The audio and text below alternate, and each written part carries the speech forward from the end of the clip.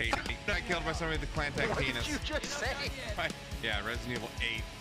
When that came out, all we would hear from Cap Lightning is, and I quote, "Oh yeah, step on me, mommy."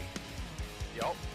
Down with the sickness. Oh wow! Enemy Oh my! Listen, I know you really want to have sex right now, but I've got Kenny Loggins' Danger Zone stuck in my head, and I just cannot perform right now. I am so sorry. Of course, update requires a restart as I'm trying to make great content. Cool. All right, I'll just go myself. Welcome back to the basement.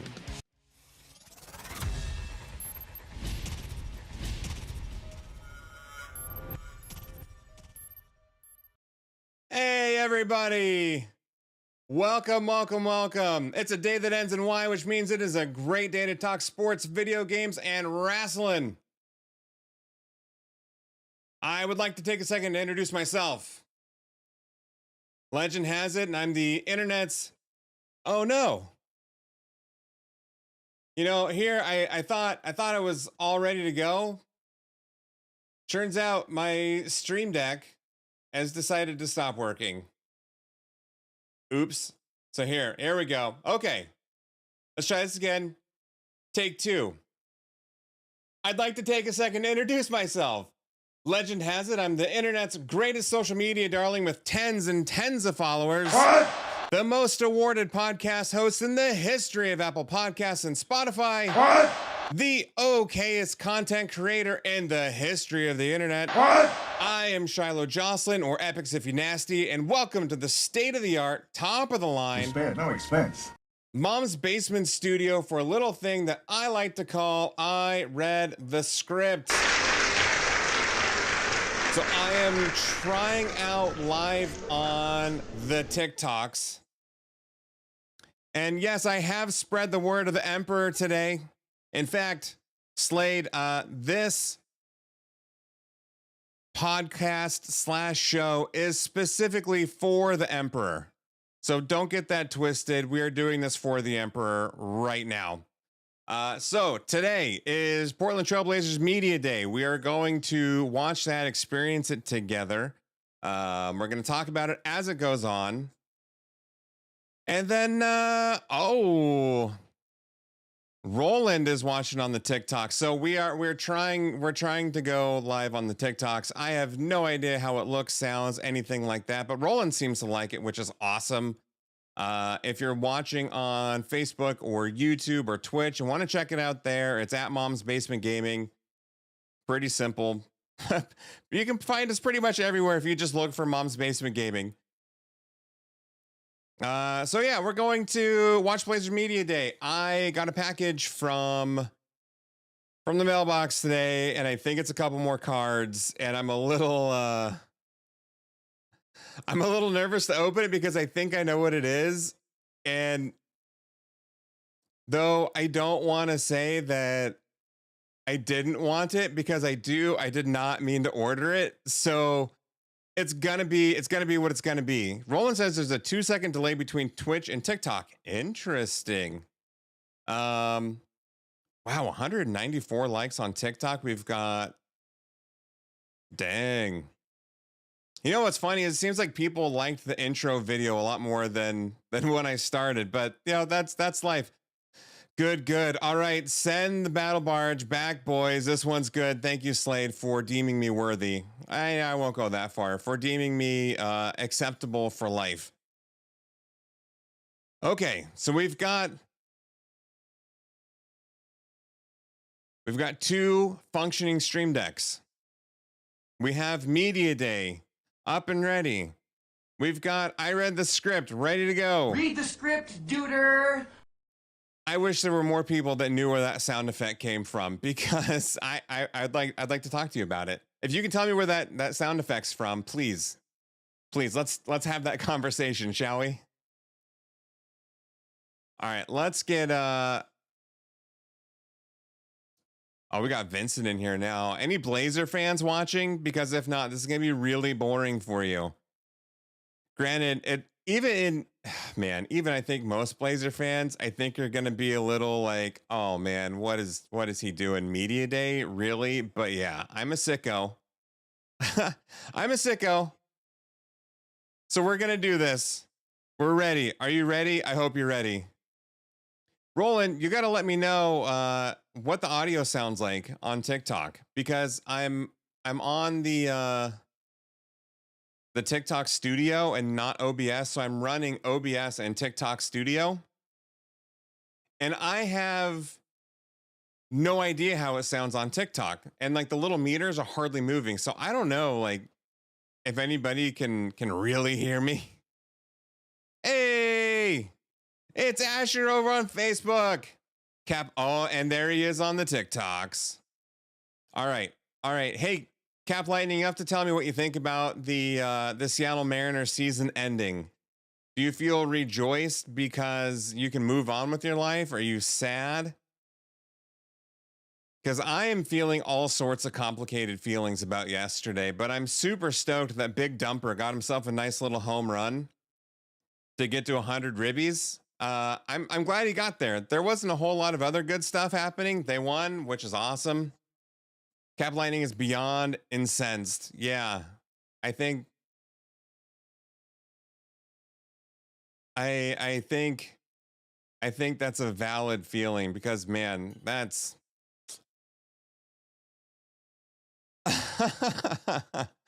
I love to blaze every now and the team. I have basketball allegiance, so sure, yeah.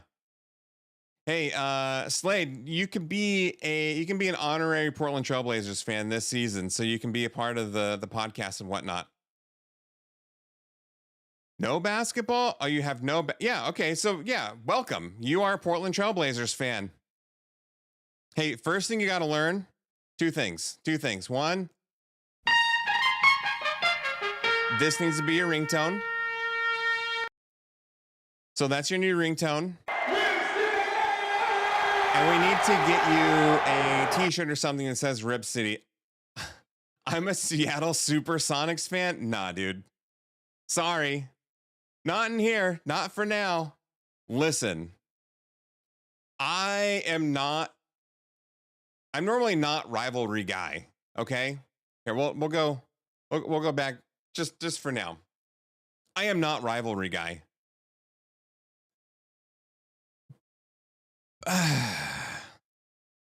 But like, please don't be a Supersonics fan when they're not a team. You've got a team so close to your home base. Just cheer for the Blazers with me, buddy. And then you can join the show. We can talk Mariners and Seahawks and Blazers, and you can be part of all the fun and games. But can we just not with the Seattle Supersonics? Not right now. When they come back, please. You can have dual allegiances. You can have my blessing.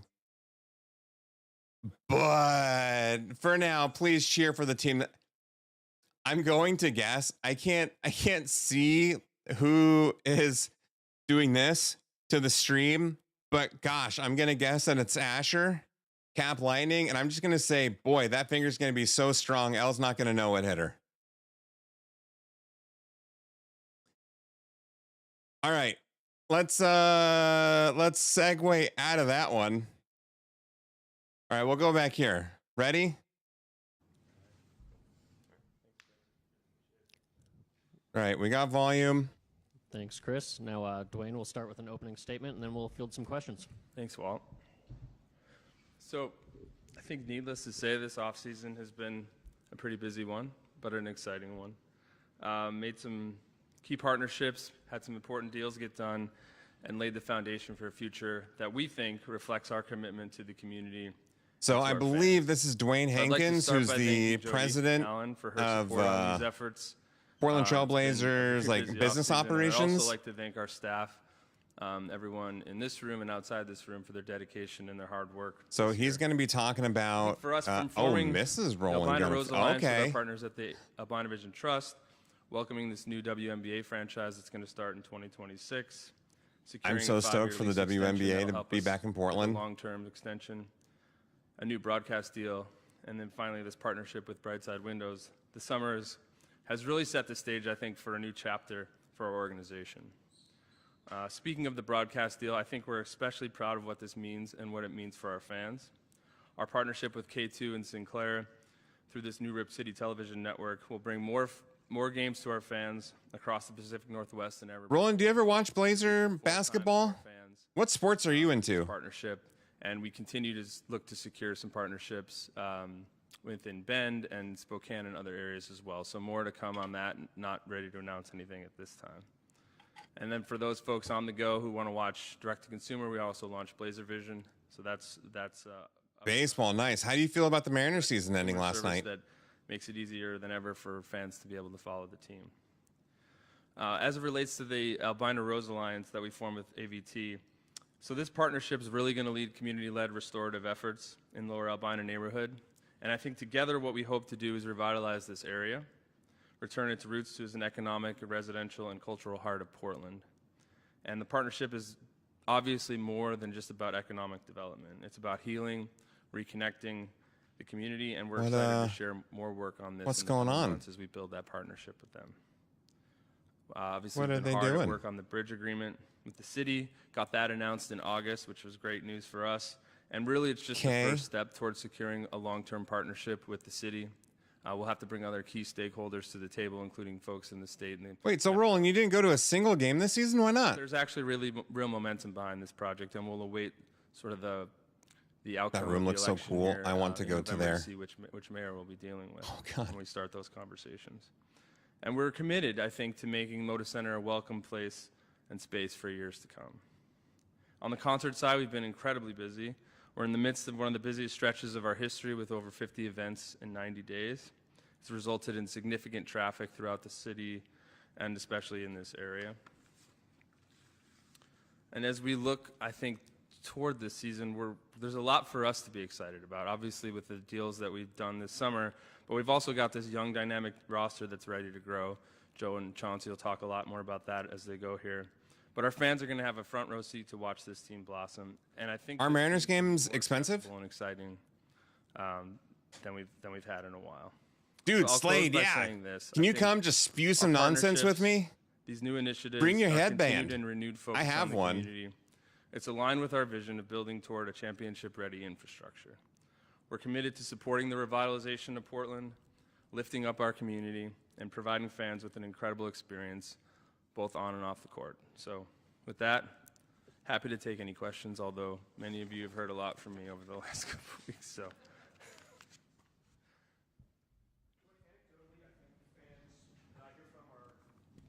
Sorry. Gotta say, I like this guy. Anecdotally, I think fans I hear from are excited about the TV situation, that's Mike. but are confused about how it works. What is sort of the outreach to explain this is where you find us? Mm-hmm.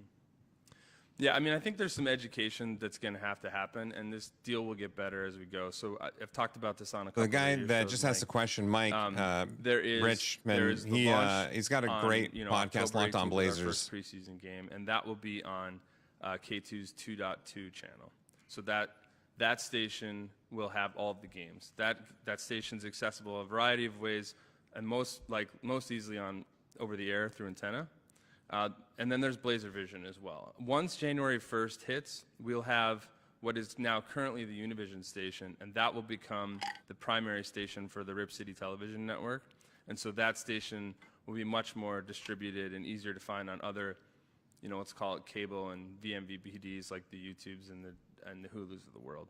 So I think fans will have to kind of bear with us a little bit on the front end here, but in the end, it'll be available widely on all of the stations. The other thing I'd add to that is as we did this deal, we really wanted to be out of sort of the distribution challenges that a lot of folks deal with. And by securing an over-the-air partner, regardless of how these distribution things play out, because you see them play out all the time, will be easily accessible through two means. One is that over-the-air through an antenna, and the two is going to be through that Blazer Vision. With season tickets, renewals, and so on, the numbers, and in comparison to a year ago, and also corporate sponsorships. Yeah. Well, we just hired a brand new CRO, Galen Davies. He came to us from Maple Leaf Sports and Entertainment. He started this summer. Been a tremendously big asset for us in our front office. Renewals currently sit at 86%, which is similar to where we were 2 years ago. Sound of the sounds. Thank you. Welcome. Sitting in the high 80s. 84%. That's not bad season ticket renewal. obviously the announcement here with Brightside, but what we're excited about is what's funny is the person Galen brings it. The person he just announced that came over from the Maple Leafs. I'm pretty sure I applied for that job. Drives revenue mentality throughout our staff, so feeling pretty good on both fronts. Oh, Roland, there's none of that stuff set up on TikTok. I've done nothing, literally nothing. The arena renovation project is going to happen. Yeah. So the first. I didn't even know you could do that on TikTok. Money that comes from the Spectator Facility Fund will hit this offseason. And so we are looking at a pretty expansive in-bowl upgrade that we're not able to share a ton of information about today, but that looks like it's going to be on target for next summer to happen, which will be great because it'll be ready to launch for the first WNBA season and be ready for our Blazers season as well. So that's the primary focus there. We'll also be starting to have more substantive conversations once there's a new city government in place with other state and elected leaders. So I'm heading to Sacramento today to kind of show some of our electeds what this. I had these lined up. One has done. One behind me and the one on the screen. So we're I totally forgot to hit play on the other one. 2 years ago, where we took everyone. Portland Business Council took everyone to Milwaukee to see the Deer District and things like that. So we're working with the city and officials to help understand a little bit more about how these districts help revitalize cities. This bowl update is one of the two, and then you think maybe the W team will only have to play one season at the Coliseum after that, or what's the? I don't know if it's going to count as one full renovation. So it might be sort of a half step on our way. I couldn't hear the question. Yep, thank you.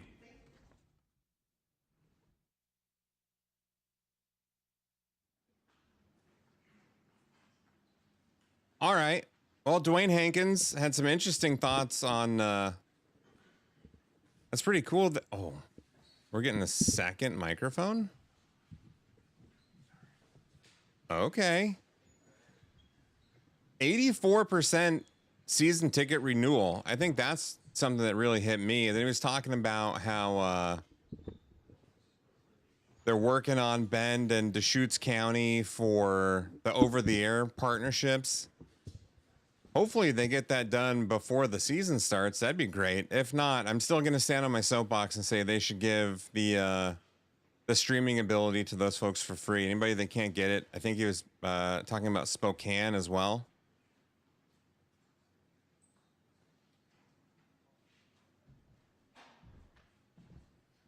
I think this is close enough. All right, we got Joe Cronin, general manager of the Portland Trail Blazers.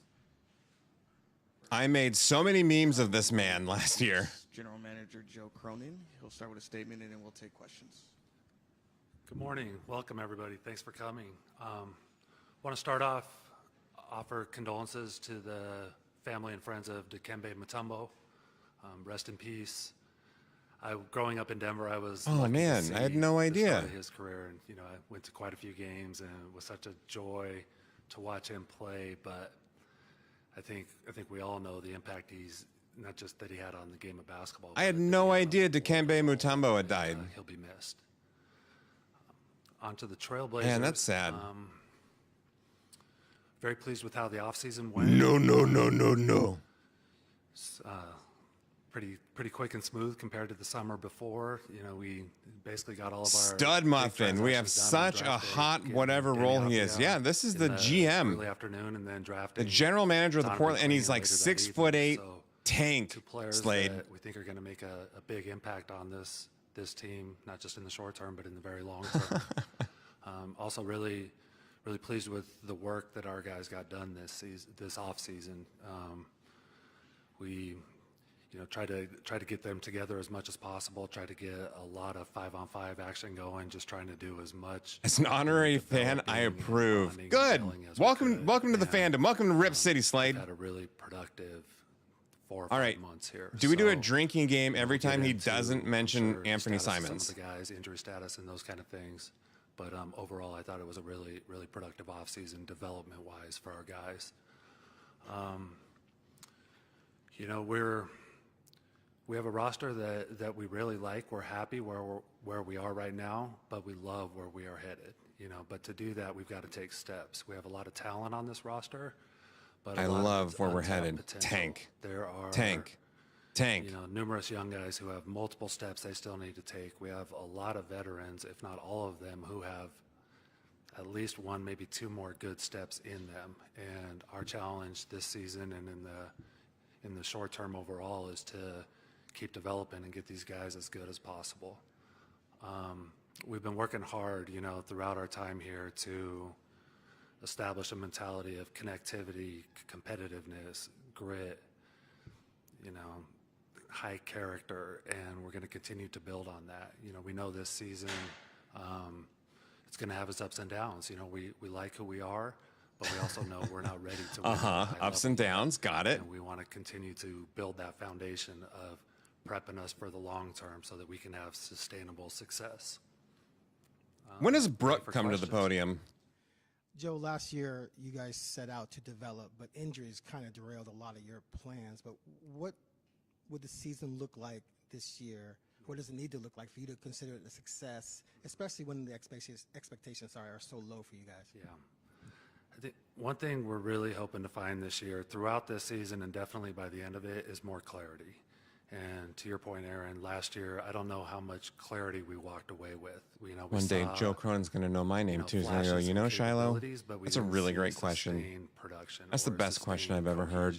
And I think this year we need to build on that, and we need to have a better feel and understanding of what we are, what moves we need to make, what Don't worry, team, we'll get there.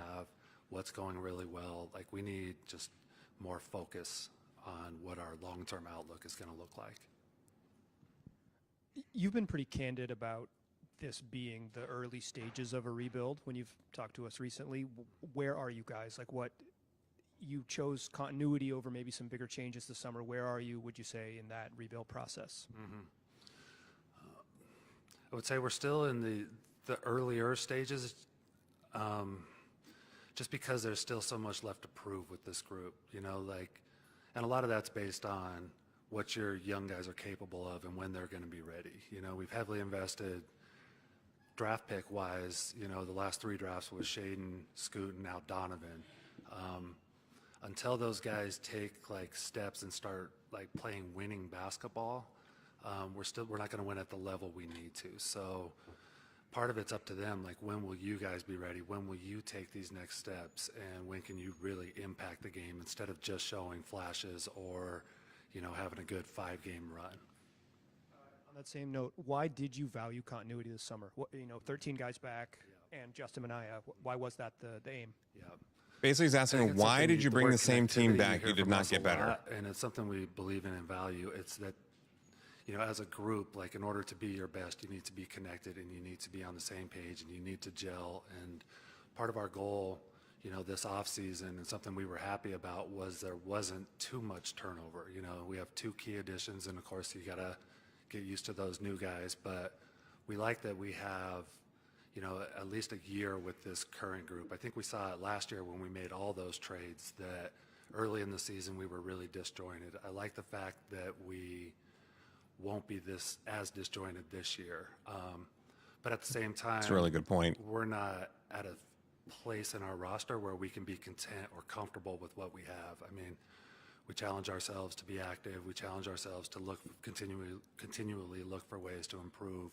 So we're trying to balance that a little bit. It's, yes, we value. Accidental 36 win incoming. We're supposed to be playing to capture the flag, and we're gonna win 36 games. Ah, shit. We just won again. Chauncey enters the final guaranteed year of his deal. Let's How see. will you evaluate him when It's September September 30th. What does he need to do to prove to you that he deserves an Time to sit extension? And Jeremy will he be Grant. allowed to coach the team however he wants to pursue as many wins as possible, even though maybe losing is in the cards? Start with the second question first. Chauncey and I have a great relationship where, we talk a lot, we spend a lot of time together. He values my input, but I also value his expertise. And I don't meddle in, the day-to-day or the game-to-game or even month-to-month stuff with Chauncey. I'm always there for him if he needs me, but I trust him in his decisions. And I saw it in 07, 08, saw it in 2013, saw it in 15, 16. Yeah, man. if he needs any input, I'm there for him, but I'm going to let him do that. As far as how this year is going to go, it's a challenge for all of us, for Chauncey, for our players, for me. We all need to take steps. Last year for us, it was just so. Listen, as long as everybody else is winning like 37, 38, I'm okay with 36. We can be the bottom feeder team with 36 wins as long as everybody else is 37. Know that all these circumstances led to us, not being very productive. I think the Spurs might be there. This year, my challenge for Chauncey, my challenge for myself, and for our guys, take steps. If we're taking steps and we get that clarity I was talking about and become very conscious of what we are and where we're headed, I think that's going to be a successful year.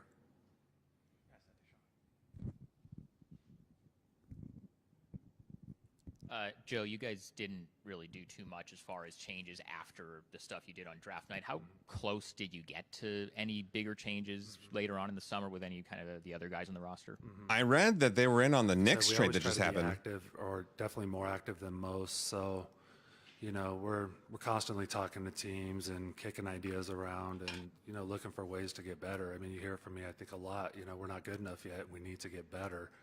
So, there were plenty of conversations, none that just became ultra substantive that got too close to getting done. So, we'll go into this season with that same mentality that we have the luxury where we can be patient and we can wait for the right deals, but at the same time we don't have a sense of contentment with us. We want to keep getting better, and we want to go find other guys like Denny and Donovan and all these other additions that we've made over time. I read on Sports Illustrated this morning that they were in on Julius Randle for Ayton. In the record book, but what's a successful season look like? What are the marks? What are the kind of measuring sticks that you look for in a season? Would have been nice to get that draft pick. Heavily focused on development, not just individual development, player to player, but team development. I think obviously in this league you got to have really good players in order to win at a high level. So, how are we developing our guys to get to those levels? But at the same time, how is our team developing? How are we developing, as a unit? Style of play, what are we establishing? What are we leaning on? What is our identity in that regard? So as we look at this team and, gauge how we're doing from month to month, we're going to be looking at that. Like, what steps are we taking to move forward? Kind of on that vein, what are your conversations been like with Scoot and Shaden specifically? What are your expectations for them? Scoot and Shaden, drink. A successful season. Oh, let's see. We got to see if he says Ant. We have high expectations for both. We believe in both guys, both extremely talented, both still very young. So it's trying to, temper our expectations a little bit. Like, we know that even from both of them in Shaden's first 2 years and Scoot's first year, we saw some high-end moments. How can we create more of those? How do we create consistency out of those? So, it's challenging them to, to be better on a nightly basis, to plug holes in their games, to work on their deficiencies, to not just have an occasional highlight, but to provide substantive winning play, on both sides of the ball. So just a lot of conversations about how they can get better in the short term and where their game is headed towards in the long term. And, and a lot of feedback too, what do you need from us? Like, coaching wise, strength and conditioning wise, how can we maximize you, in all aspects of your I got to be honest, I don't know how I would react to that either. kind of stuff. So You mentioned the luxury of patience. What is the timeline on patience? How long can you? Oh, good question. go What's the from timeline on this, patience? We're trying to build something into seeing substantive progress. Nice, Mike. Nice. we would love to win as quickly as possible. I mean, who wouldn't in this league, right? But we're committed to doing it the right way. We don't want to skip major steps in order to lower our ceiling. So I think that's our discipline is, how committed to this rebuild can we be from a year-to-year basis, knowing that if we skip steps, we're likely not going to be quite as high level as we need to be, and trying to, again, balance that out. So I think it's something that isn't necessarily always easy to go through, but the more patient we can be, the more intentional we can be. I think we continue to raise our ceiling by doing so. Now, that said, I mean, this is hard for us sometimes. Like winning 20 games like we did last year was not easy. Nobody enjoyed that. Nobody looks forward to that. Like, we want to start taking steps. I even started getting a little burnt out there towards the end. You've got some veterans that are maybe not quite on the timeline of Shaden and Scoot. What is the likelihood that you might have a moves with some of those players, say at midseason? Time will tell. I want to just hit the ground running with these guys this year, so we'll see how things go throughout the season, and trade deadline's quite a ways away. But we're always going to be open-minded, like we're going to look at it deal by deal and evaluate these one at a time. Yeah, I met Joe at a Rip City Remix game, the last one of the season. He and Jody Allen were both there. Just a quick handshake, hello. I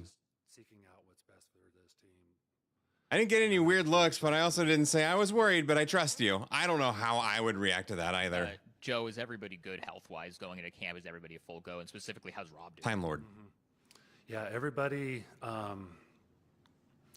is essentially good to go. The update on Rob is he's doing really well. He started playing 5-on-5 with us last 3 or so weeks.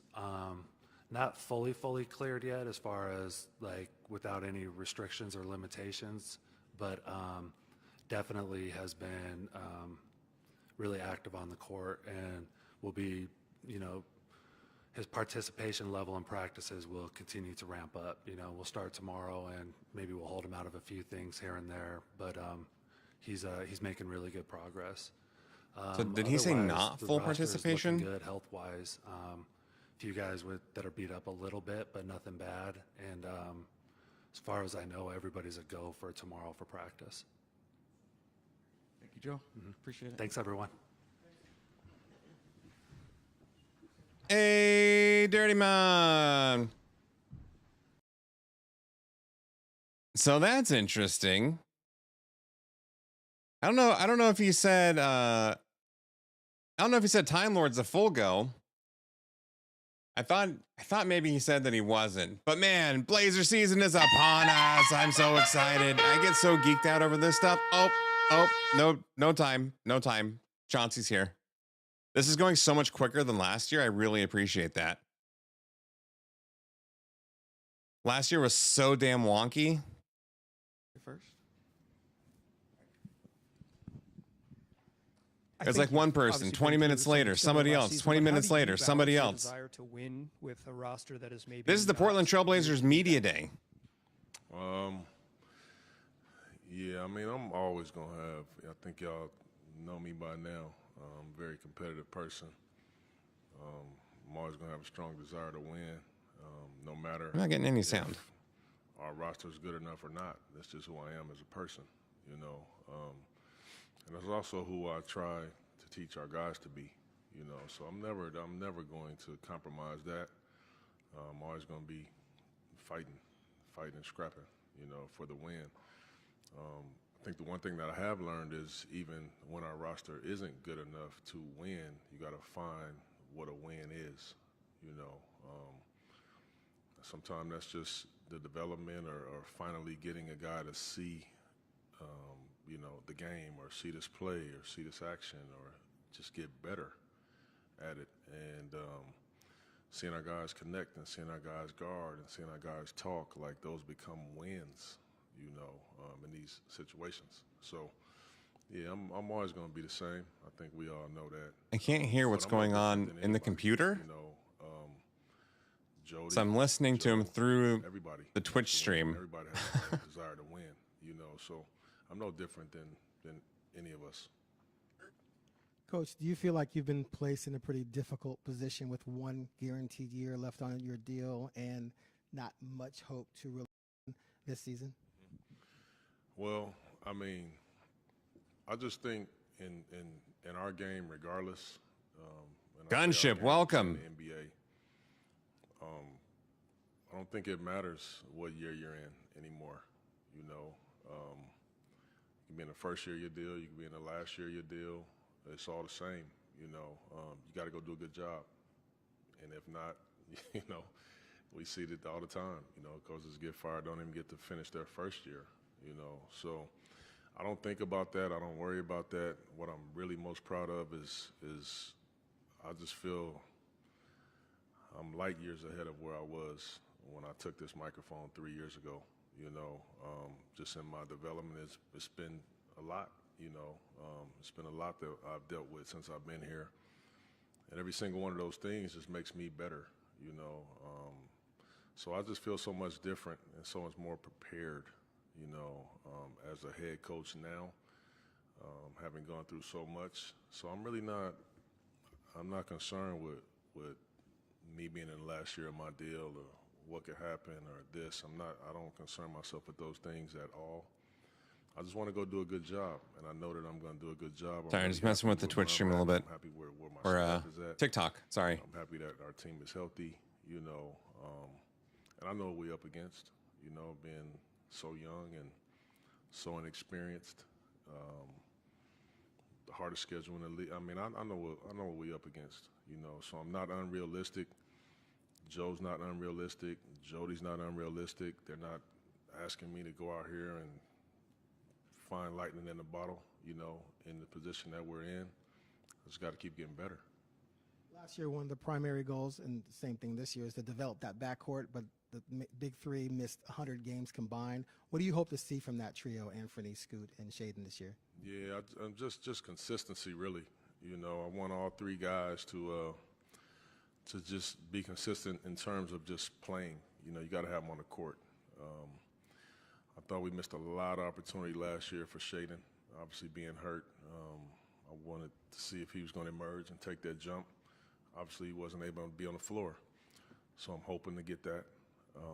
I'm hoping to see Ant out there more. I'm hoping for Scoot to be out there more.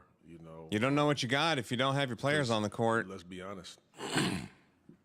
Those guys are a big, huge part, maybe the biggest part of our future here with the organization. So we're going to need those guys to be out there on the floor to continue to take some steps to get better. So that we can't emphasize that enough. It's just kind of getting them guys out there and making them understand, our game. Chauncey, what went into some of the staffing changes that took place on your staff this summer, and kind of where do you think the staff is at now in terms of what some of their strengths are? Yeah, I'm really excited about the staff. I really am. First you start with Nate Bjorkgren, who was obviously a longtime guy in Toronto under Nick Nurse, and I hired him last year as a consultant. Just because he's just so dang good, man. Just to be able to pick his brain, he come in and out of town and just help me with things. I can call him at 3 in the morning, ask him questions. And then, fortunately, I was able to hire him this year, so I'm really looking forward to having him on the staff. He pretty much can do everything, he's a wizard in my eyes. Hold on, I gotta try and fix this. So we're at like 118. Amazon hates this, but there's nothing they can do to stop it. There's a new electric lighter out there, and it's got the firepower. I haven't been getting sound.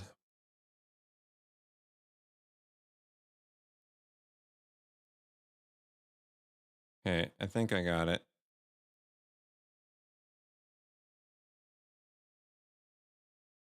Let's see. We up against, so I'm not unrealistic. I don't concern myself with those things at all. What is going on? I'm going to do a good job. I'm really happy with where I'm at. I'm happy where my staff is at. I'm happy that our team is healthy, and I know what we're up against, being so young and so inexperienced. Vision station, and that will become the primary station for the Rip City Television Network. And so that station will be much that we're in. Just got to keep those guys.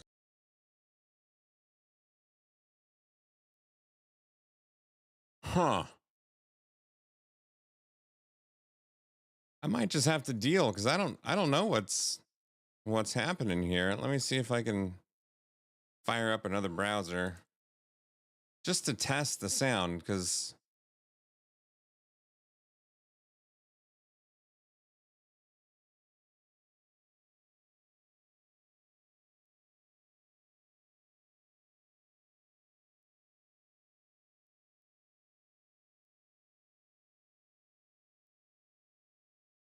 yeah, I don't know what's going on. I can pull up other stuff, but it's a me problem. So we'll just go with it. Continue to take some steps to get better. So that we can't emphasize that enough. You know, it's just kind of getting them guys out there and making them understand, you know, our game. Chauncey, what went into some of the staffing changes that took place on your staff this summer, and kind of where do you think the staff is at now in terms of what some of their strengths are? Yeah, I'm really excited about the staff. I really am. You know, first you start with Nate Bjorgren, who was obviously a longtime guy in Toronto under Nick Nurse, and I hired him last year as a consultant. Just because he's just so dang good, man. Just to be able to pick his brain, he come in and out of town and just help me with things. I can call him at 3 in the morning, asking him questions. And then, fortunately, I was able to hire him this year. You know, so I'm really looking forward to having him on the staff. He pretty much can do everything. You know, he's a wizard in my eyes. And then I hired Chris Fleming.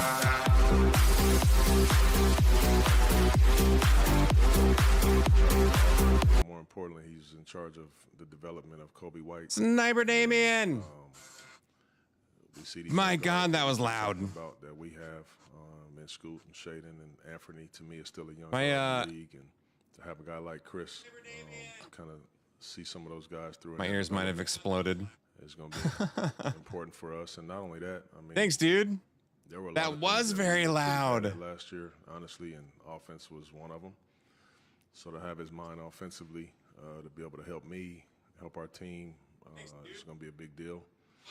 And then another addition that we made is Ronnie Burrell, who was behind the bench, but another really good young coach in the league. He was coach of the year in the G League a couple years ago with the Brooklyn Nets. So I don't know if they really changed their excited, camera, about my staff. I feel really, or if I changed. About, the changes if that I we messed made, up everything. Brought in, I feel very confident in our staff.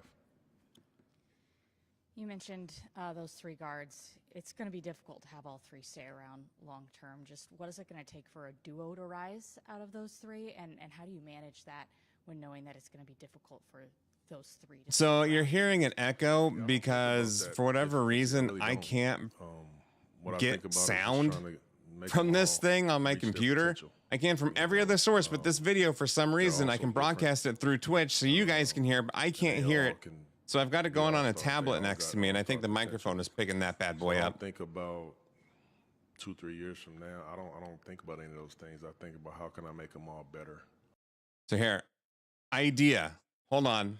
I'll be right back. I'm going to grab some headphones. I am actually going to use headphones. I will be right back.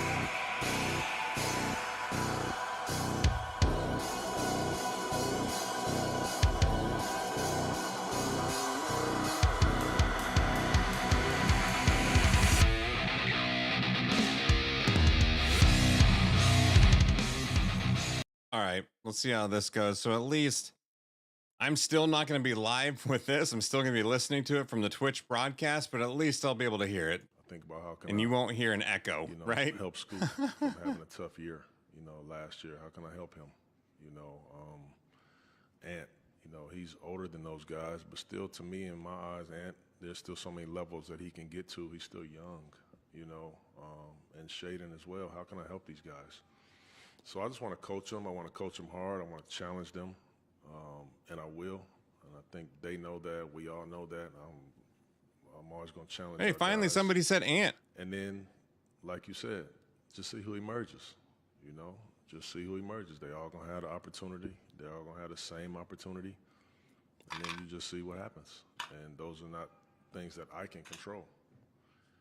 So, whoever's over there screaming, I hope they're ready to go tomorrow.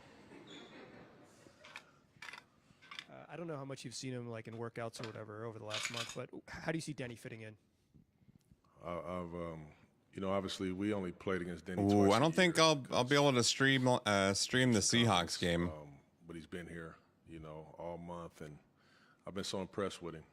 He's easy to fit in anywhere. He can fit in anywhere. He's a basketball player. That would be awesome, though.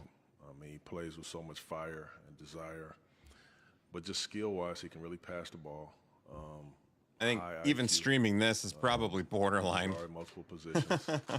Really good rebounding. And by borderline, I mean likely completely not okay. But an NFL game, Since whoo! Josh Hart left, we've been needing a guy that can go. Maybe if I sit there with a controller and pretend that it's a game, I can get away with it like that guy did with the UFC. So he's going to fit in perfect. He's still young, still a young player. Really cares about playing the game the right way. If a guy's open, pass it. If you can get on the floor for a loose ball, get there. And if you don't, he'll say something about it. I love it. I love it. So I'm really, really excited to coach Denny. Chauncey, this I might this team be able to isn't get away with really all something that like I different did from with last year, with the SummerSlam, exception of, the additions of Donovan where and Denny. you got it going on the What do TV you in the look at this team background. and look for as far as identity? I think just having some consistency with people being on the floor is the obvious thing. I just said in the press conference with you guys too many times before games saying I don't know. I don't know who's playing. I don't know what's going. So I'm really looking forward to not having to do that as much with you guys. But in terms of just identity and things, nothing really changes with me and what I believe in. I've been saying it for years. And I just want our guys to be connected. I want our guys to know each other. I want them to play for each other. We don't have that go get a bucket ISO guy every single time. So we can't afford to play that way. We got to play fast. We got to move. Also, Sniper, we got Cap we got to help each watching other this on defense. We gotta do all the small TikTok. things to We're even live be on TikTok competitive. as well. If By you want the to way, say I hi love to that. him. Even if we did have those type of guys, I want us to play that way. So nothing changes in terms of that. The one thing that I would say that I'm really, really excited about is that we just got so much competition throughout our roster in terms of competing for minutes and starting spots and rotation. Like we finally have that. So I'm really, really excited to start that process up tomorrow. Hi, Chauncey. You talk about competition, so I want to ask about the big man in the group. So you got DeAndre, and then you guys pick Donovan this year, and you get Robert Williams back from the bench. So you got three big men in the group. Will you ever consider put Donovan in a power forward position? Because he's talking about like he can shoot threes and stuff in the training clip. Well, you missed a guy too, in Wap Reith, who obviously had a really good year for us last year. Had a great summer. He's been having a great spring, but. Yeah, we do have the luxury of having some really good big men. Donovan is a DA power and forward. obviously Donovan and Rob and Wap, and there's going to be some times where I'll be trying things, and playing two bigs out there at times. I'm not sure if Donovan is the one that's going to play the four, probably not. But having two guys out there, there's some teams in the league that play two bigs. that's the beautiful thing about where we're at. You know, we can try some things and see if it works and see if we can grow it that way. Uh-huh. We're trying to figure out what we're doing. So we have some guys that, you know, they're going to deserve to be out there. They're going to deserve to play. You know, so we'll that's why I get paid what I get paid. I got to figure that out. You tried last year to increase the pace, and it didn't always work. Is that a goal again this season, to really ramp things up, become at least entertaining, even if you're not winning a lot of games? Yeah, that is the goal, Aaron. It is the goal, to try to increase our pace. You know, I thought we were in a pretty good pace to try to do it last year, and then, you know, Ant gets hurt in the first game. He missed for a while. I mean, we make the trade for Malcolm and DA, 2 days before training camp, but we had been working, you know, the time before that on that pace, and then obviously, you know, we got to just pick it up quick, and, you know, Malcolm's not going to, you know, play with a lot of pace. That's just not who he is. He's going to be very efficient, but he's not fast. So, you know, it was a little difficult to kind of keep it going in terms of that, and then just being hurt. You know, you're playing with so many guys that just don't even know what we're trying to do. So we've been focusing on that this year already, just with our pick-up games and letting them just hoop. The biggest thing I've been telling them, just play fast, have fun, man. You know, so I think you guys will see a little different, you know, offensive. See us different a little offensively, and then defensively too. You know, we gonna pick up and pressure and kind of do what we've been doing. Thank you, Coach. All right, thank y'all.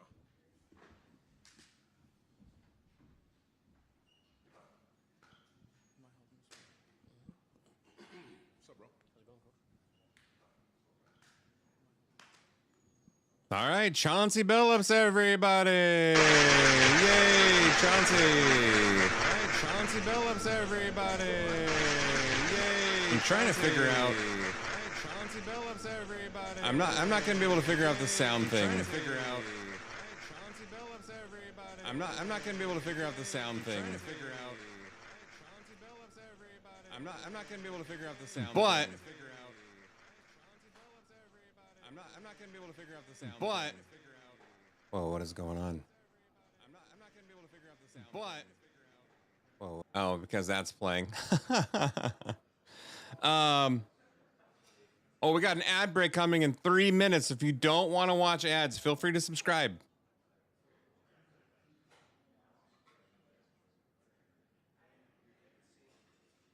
Okay. I remember a while ago I was trying to get TikTok alerts, right? And there was something I signed up for, and I'm pretty sure it made itself like a mod or admin or something on Twitch, and I think that's what made that loud ass noise that we heard when Sniper came in hot. I'm trying to figure out what it was and figure out how to unmod it.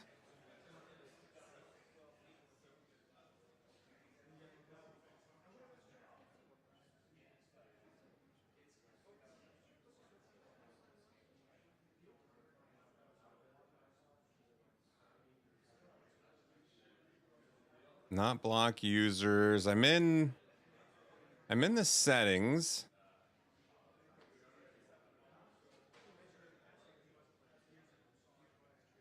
Stories resharing. Oh, people who are all users can reshare my stories. Block whispers. No, we'll keep those open.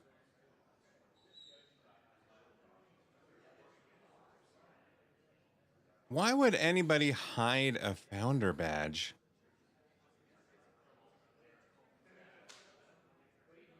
It'll be interesting to see how long it takes for something else to hop on. I see some of the pundits kind of getting up and walking out. I wonder if that means they're gonna have a few minutes. Thankfully, we're not live, so I can probably fast forward. But first, I really want to find out what it was that I had connected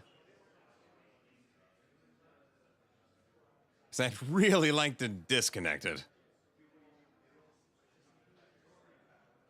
Also, it's so funny looking at the Twitch stream. We still have Cult of the Lamb stuff as like a plug-in going on. It makes me think we should get the cult back together.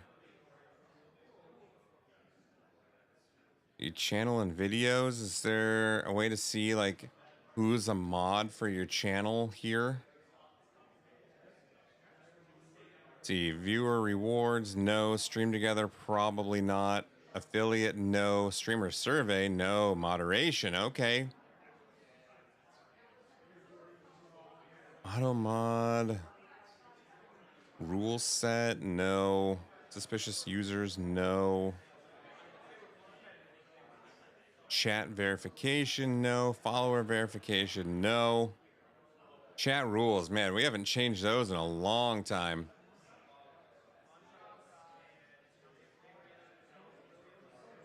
We got Ant up over here.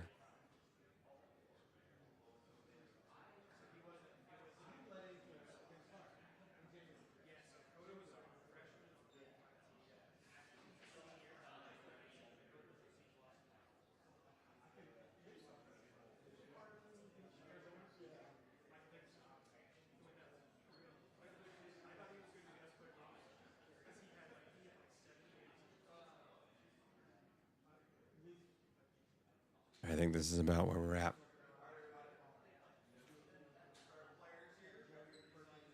See, moderator tools in chat. No, I don't think so. I might just have to Google this. I might just have to.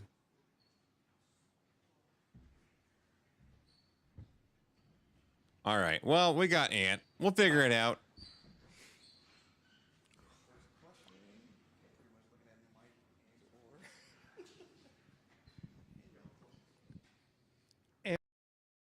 Actually, I'm going to pause it because I rely on the Twitch chat. Why isn't this working?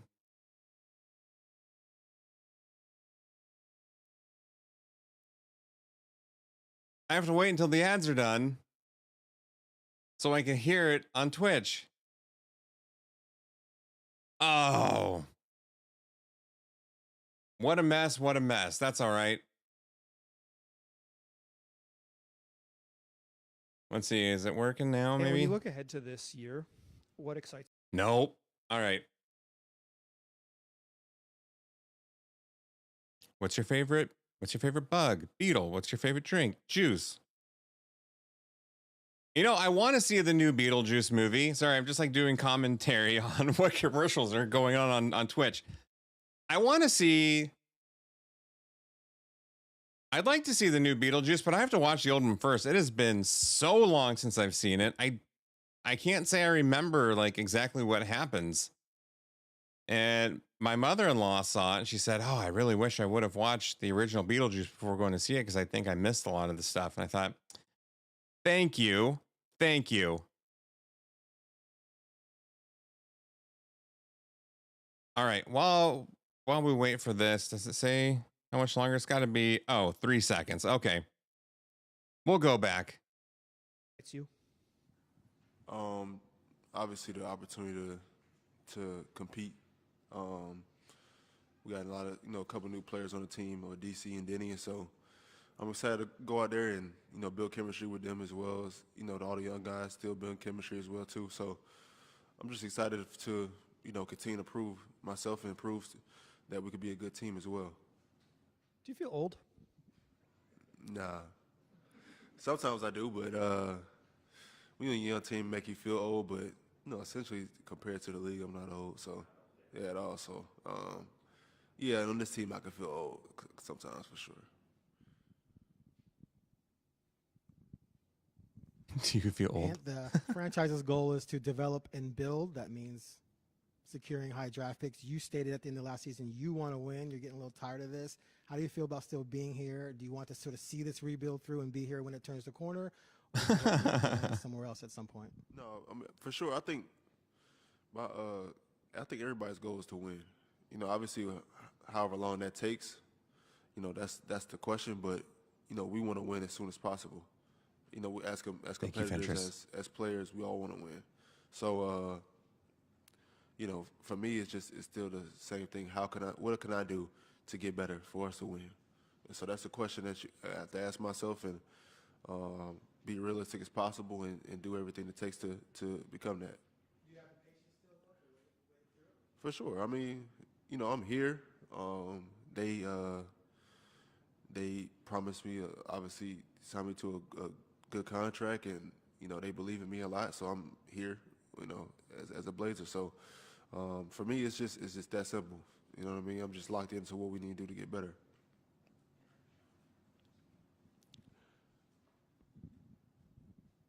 Ant, did you have conversations with Joe and the front office and the organization this summer about kind of the timeline of, you know, the rebuild and kind of where you fit into that? Not necessarily. I just obviously Well, we just I'm have here right conversations about now. what we can do to get better. What can I I do don't to know get how I better feel to help about the that. I'll team? have to rewatch that. You know, that was pretty much it. You know what I mean? It's really that simple when you're dealing with obviously a young team that's trying to develop and win. Everybody has to be aware of what the things they need to get better at, and so for me, it's just that simple. Well, with your game individually, is there anything you worked on specifically over the offseason? Or is there anything you're going into this season saying, I want to do X, Y, Z better? You know, obviously approaching the offseason is, you know, first, you know, you're trying to get healthy as possible to be ready for the season and to kind of touch base on kind of everything. Obviously, you know, y'all know the things that I'm not good at, so, you know what I mean? So, you know, those things are obvious, you know what I mean? So I'm not afraid of admitting those things and trying my best to become better at that as possible. So, and I understand the magnitude of me, you know, becoming better at some things. So, you know, those things. I like that. Y'all know the things I'm not good at. Being real with yourself and saying, I need to be better at this. And you've come in every year and you've had some sort of goal set aside kind of on top of that. What are kind of your individual goals in a season where I appreciate the everybody's striving honesty. to win, everybody's striving to get better, but what are the things that you kind of jot down that you're looking at and say, I want to do X, Y, and Z by the end of the season? Obviously my individual goals haven't changed.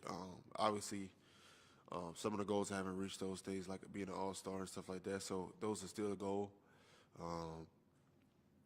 You know, and obviously as a team, it's just, you know, getting better as a team and competing at a high level each and every night and seeing where that takes us. What do you think Donovan and Denny will bring to the team? Obviously with Denny, his versatility, his ability to do everything pretty well. And so that's going to help us out a lot when, you know, when the game and, you know, teams are denying me full court and not trying to let me catch the ball. Or Everybody wants to compete. He could take the pressure off of me a little bit, handling-wise, and be able to run the action. And I'm able to play off ball, which, you know, hopefully can get me, you know, open a little bit more as well, too. So his ability to do everything on the court, you know, helps out a lot. And obviously with DC, his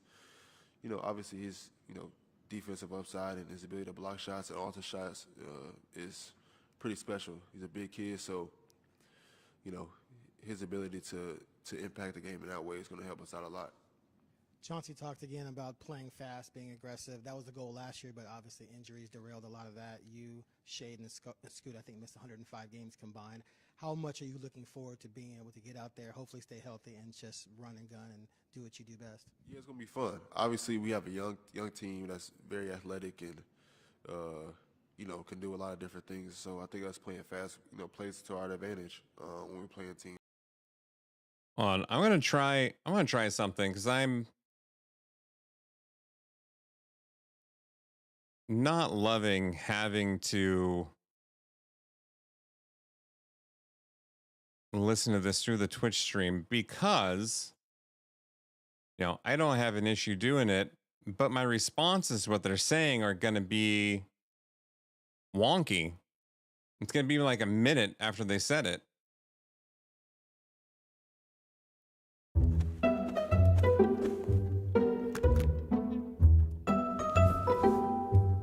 All right, so here, let's see. You, Shade, and Scoot, I think, missed 105 games combined.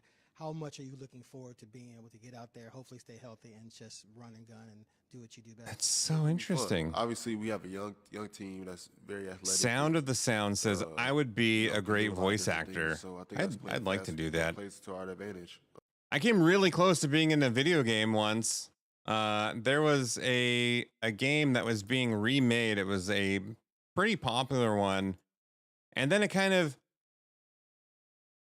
went down in popularity.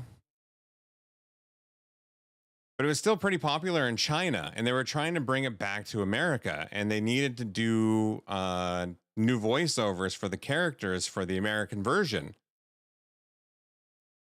I think their financing fell through or something, so they never ended up doing it. But I had a role for that where I was going to be one of the main characters. But unfortunately, their financing fell through, and that was that. And I haven't tried since. I've thought about an ex of mine is a fairly successful voice actress, and I thought about reaching out to her, but I don't know.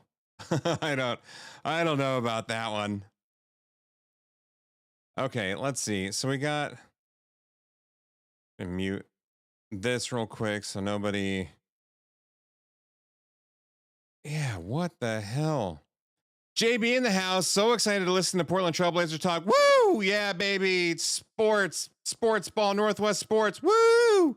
Can I do any impressions? Nah, not really. Like sometimes I'll do one, like I'll hear something that I think is really funny and I'll go, oh yeah, that'd be great. I'm just gonna like redo it after, watching something on TV with the family, and I'll do it. But it's not something where, yeah, I've got a bag of impressions. I can pull out this person and this. And, oh, man, you should hear my Chris Walken. I wish I could do, man. I was almost going to phrasing myself there. But I wish I could do a good impression of Christopher Walken. Yeah, he doesn't do impressions. Impressions come to him in dreams. All right, maybe not in dreams. After this is done, I'm going to play some Cyberpunk. Just BT dubs.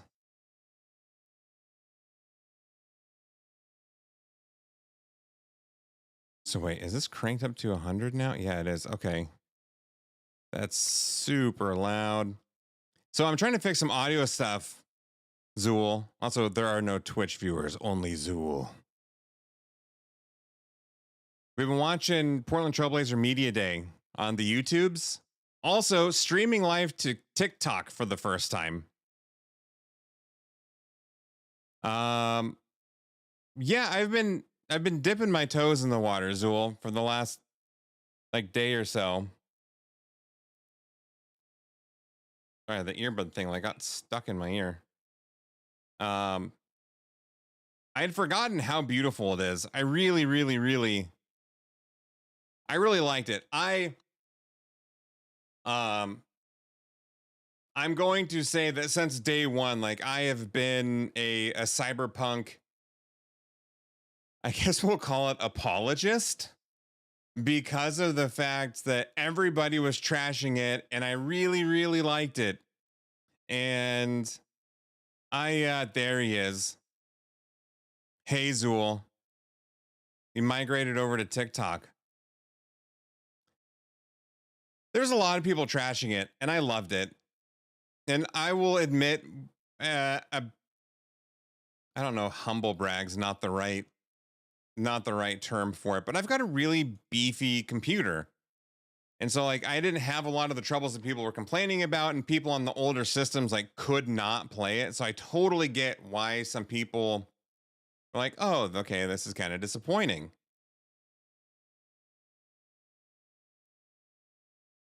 Well, at the same token, people were bashing. And there's a lot of people that didn't even have the chance to play it. So you got people that haven't even played the game, bashing the story, bashing the graphics. Oh, this sucks.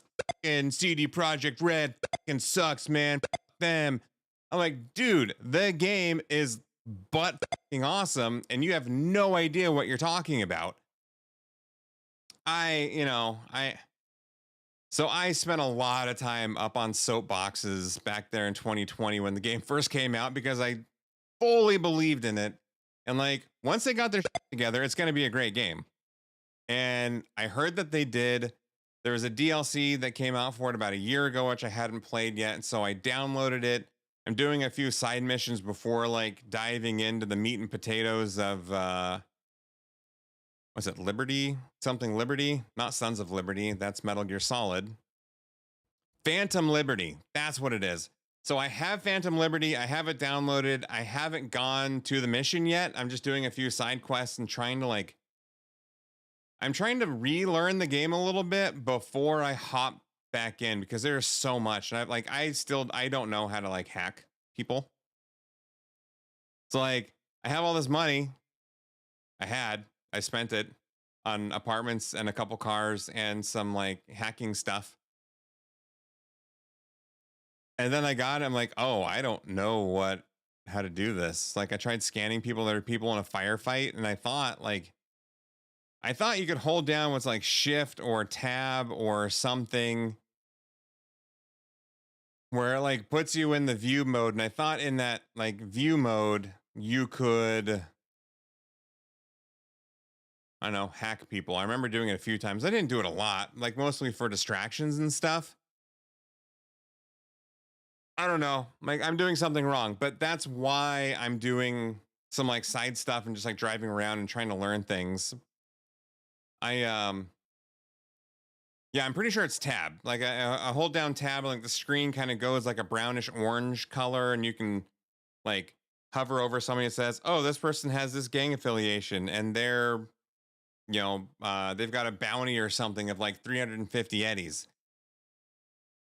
But I couldn't figure out like how to like hack them in the RAM and all that. I don't know. I got some junk in my eyes. Trying to figure out how that all works again. Yeah, I'm going through Cyberpunk boot camp before starting up the DLC, because I want to be like kind of fully immersed, know what I'm doing before I hit the ground running on that. I've been playing TCG Card Shop Simulator, and I'm having more fun with that than I should. Wait, really? So there's a card shop simulator? I legit want to open up a card shop and call it Mom's Basement. And I actually have the okay from the boss to do it. We just got to figure out how much it would cost, if there's a way for it to be profitable, and then go from there. There's a really cool one pretty close to us that I'm pretty sure we could outdo. Like, obviously you'd have to have like Pokemon and all that good stuff. Oh, what? What the hell was that? What's a gold medal? So first off, Zool, thank you. I appreciate you, buddy. Second off, what is that? Cap sent a rose and a heart, and Zulish Gozarian sent a gold medal, and I don't know what any of them do. So please, can you teach me about the TikToks? Anyway, so I want to open up a card shop. So if that could legit teach me how to do it, that'd be awesome. Teach me how to run a card shop through video games, please. I want to start a successful business of a card shop, but I need to learn how to do it via video games, please. Please, thank you.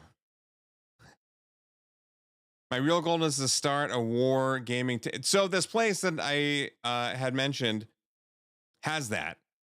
So the front of the shop is like where they buy and sell all the cards, and they've got like their glass case with their high-end cards in there. And then the back of the shop, just a ton of board games and like 10 giant tables, which like I can just speak to what I know. Saturday mornings, you could bring kids in and they teach kids how to actually play the Pokemon game. Like every single kid loves collecting those cards, right? But if you ask them, do you actually know how to play this? No. Okay. That's kind of what you thought. So they for free, they teach the kids how to play. They give them some cards. They've got a bunch of decks already built. It's awesome. So they do that, and then There was a few nights we went in there just to get like some Pokemon cards for the little dude, and they had just there was probably 8 tables pushed together, and they're 3.5 feet by like 6 feet, maybe probably a little bit bigger than that, maybe 8 feet long. And they had just a bunch of these tables pushed together, and they just had Warhammer figures and buildings and everything set up. Like it was incredible. And I wish Slade was here to hear this because he would geek out over it too.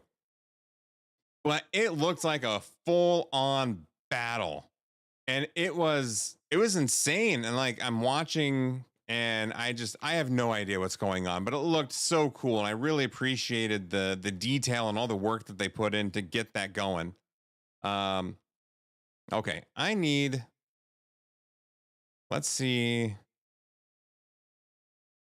Did you buy some minis from Warhammer? I'm not surprised. That's like kind of your thing.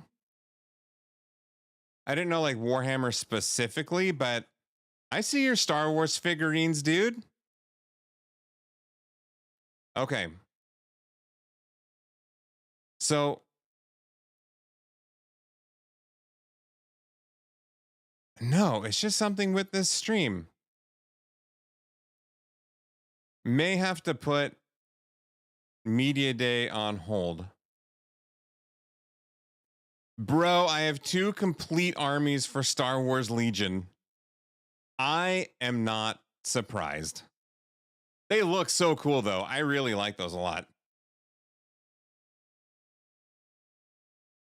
All right, here's gonna be a huge test of my system. So a couple times I've seen encoder overload because I've got 2 high quality streams going out. Uh-oh. The wind is blowing leaves outside, and my dogs are going nuts over them.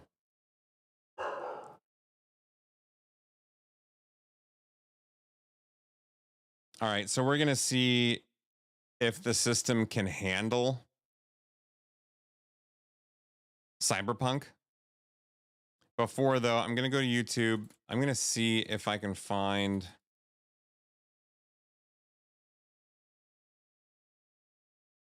this this broadcast so we can keep doing this. Let's see.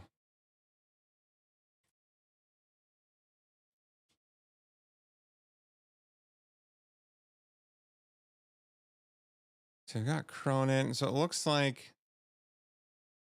the Blazers actual account has individual ones.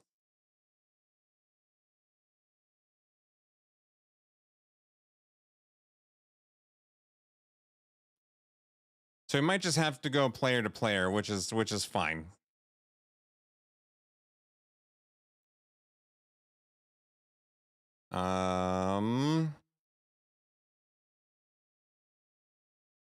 So here we'll open this in a new window. We'll go to share, and we'll just change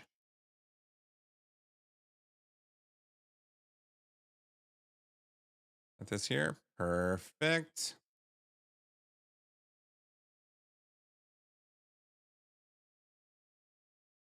I'm curious as to why.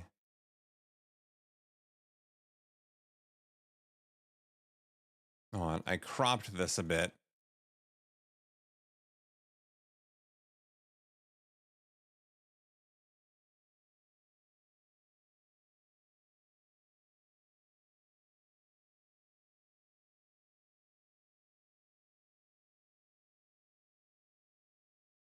Sure, I'll just call this good. All right, this is Denny Advia, newest Portland Trailblazer. Through Legion, I'm actually learning a lot about Star Wars lore, like the Death Troopers. Oh, tell me more about Death Troopers. Speak Death Trooper to me, Sniper.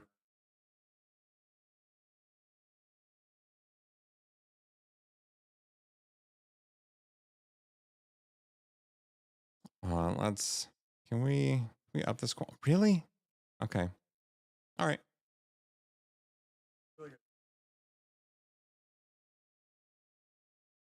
Trying to be better. I'm one of the experienced guys now, 5 years in the league. I'm just glad to see, everybody wants to work, wants to improve, wants to get better, and I think I can bring a lot to the table. I dig the Bill Walton competitive passion. So, not really. Whatever is good for the team, whatever coach decides, I respect the decision.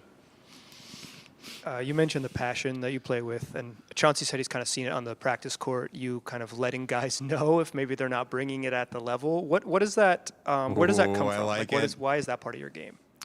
I think just that's how I've always been. Is really the passion to win.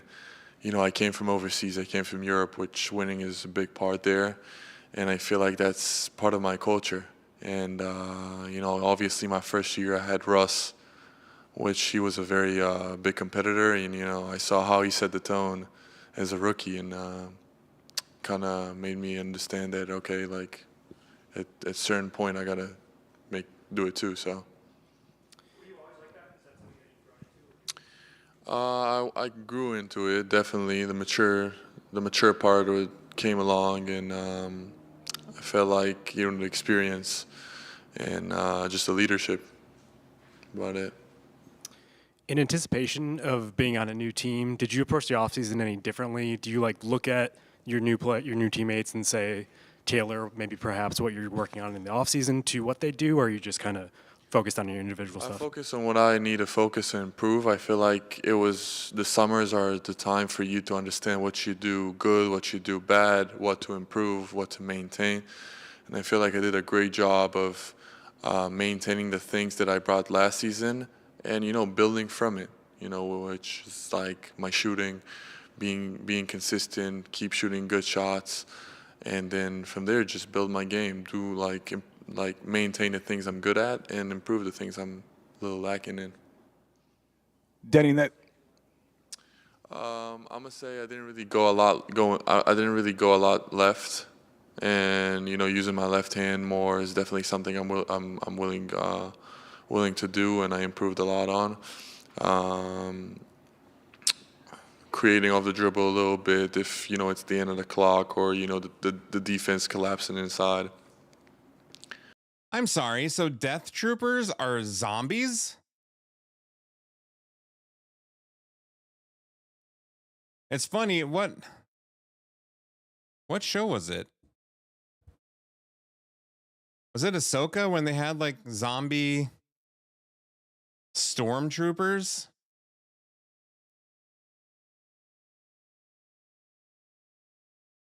They had the zombie stormtroopers. Maybe they turn into the Death Troopers. Huh? Canon, baby. That's a canon event. So yeah, was that Ahsoka? There's so many of them. I'm pretty sure it was. There is a Night Sister. I know that wasn't the Acolyte because, it was good. Yeah, I feel like that was Ahsoka. And that's about it. Denny, post-trade deadline last year, you were empowered with the ball with the ball in your hand, more decision-making, more playmaking. How do you... Okay. Can we... I hit a tree. Oops. Oh, no. I got killed by somebody with the plant that penis. What did you just say? We'll just, Okay. Sorry. Press the wrong button. Meant to go to just chatting, went to intro video. My bad. I was so disappointed by the Acolyte. I had such high hopes for it. I really, I don't know. I say high hopes. That's a lie. I was really excited for it because I liked a couple of the actors in it. And then what it wasn't what I wanted it to be, I was bummed. I did not cancel it. I did not leave any bad reviews. I did not bomb it. I didn't think it was so bad, right? It wasn't so bad that like, oh, I can't watch this. This is garbage. At the same time, though, I loved, was there 8 episodes? I'm going to say there were 8 episodes, and I loved 2 out of the last 3. Episodes 6 and 7, I thought were unbelievable. I loved them. Loved them. I was so happy that it seemed like that show had turned the corner. But then that season finale that turned out to be the series finale happened. And I couldn't believe how bad it was and how lazy it was. Like, they literally set up the show to be the exact same fucking thing as it was season 1, right? Jedi uses twin sister to go after evil twin sister that's working with Sith. Okay. Season 1, go. Season 1 finale. Oh boy, we're setting up for a big season 2 where the Jedi use a twin sister to hunt an evil twin sister that's working with the Sith. Whatever's going to happen. Ooh. Like, come the on, man. Is that not the laziest writing you've ever heard of? That's just horrible, man. Like, I get why people were talking so much shit about it, but up until that point, like, I was okay with the season 2. I was okay if there was going to be another season. I would have watched. But that season finale was just ass, and I'm glad that they stopped it. And that sucks because people are out of jobs. We have less content to consume, and I love Star Wars content. I didn't want less content, but man, I didn't want it to be bad content, and season 2 would have just been bad content. Space witches that render the entire Skywalker saga irrelevant. Preach, brother, preach. Hello, greetings. Sorry, I'm gonna go back to like what we were actually streaming, so I appreciate you. Oh, okay. We got the Binks people coming in. Dude, I haven't streamed in so long. I appreciate that. All right. Back to sports ball. Ready, set, sports ball. You feel like you can kind of fit that in here with a younger team and with new teammates and just your general feel for the team so far? I feel like the team is young. We're athletic. We're going to run the floor a lot this year, definitely because we're so athletic and fast. Yeah, I think it's going to be it's going to be huge for us this season. And you know, in the end of the day, I don't know what my role yet going to be. Definitely a good playmaker. I like to involve everybody, and I like to give everybody open shots and get everybody into the game. And I feel like it's part of what I do. So I really need to do some preseason with the team, see how we all fit together. We still got some chemistry. We gotta be better at that. But other than that, I feel like everybody, we have very good talent, and yeah, we're gonna be good. Last year, your outside shooting obviously took a giant leap. Did you do anything differently? Was it about the looks you were getting? Was it about technique or anything like that? Definitely the shots I was taking, making sure my feet's under me. Other than that, just focused the whole summer on shooting, which was big for me because I always kind of addressed it. Keep it up. But I took like steps, so break down my. Here's my fear with Denny Advia, okay? His career splits were not awesome. He was not a good 3-point shooter. In fact, he was, I think, a fairly poor 3-point shooter until last season where he started really knocking him down. He was close to 50% on the corner threes. He just had this gigantic leap from the year before last to last year, and I'm nervous that, you know, is that a real thing? Is that who he's going to be moving forward? So the fact that he was working on it all summer, I'm super happy to hear that. My shots, see what's going on, what I can do better, and I feel like bringing more power from my legs was a big part of it. So, and obviously, confidence as well. Denny, also for you, it's been a summer of transition. It's your first real contract in the league and moving to a different team. What do you think will be considered a good season for you personally?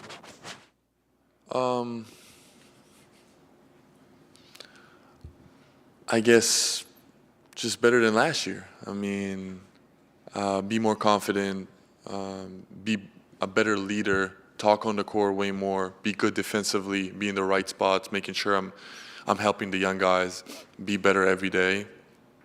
And as a team, I think winning more than last year. Last year we were last in the West, right? Hopefully this year we're not. So that's about it. All right. Thank you, Denny. Thank you. Man, he goes from one really bad team to another really bad team, and I sincerely feel for him.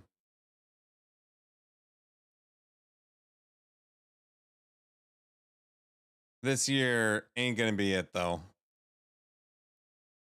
Let's see. I want to see Donovan Clingan. Oh, let's get this. I wonder.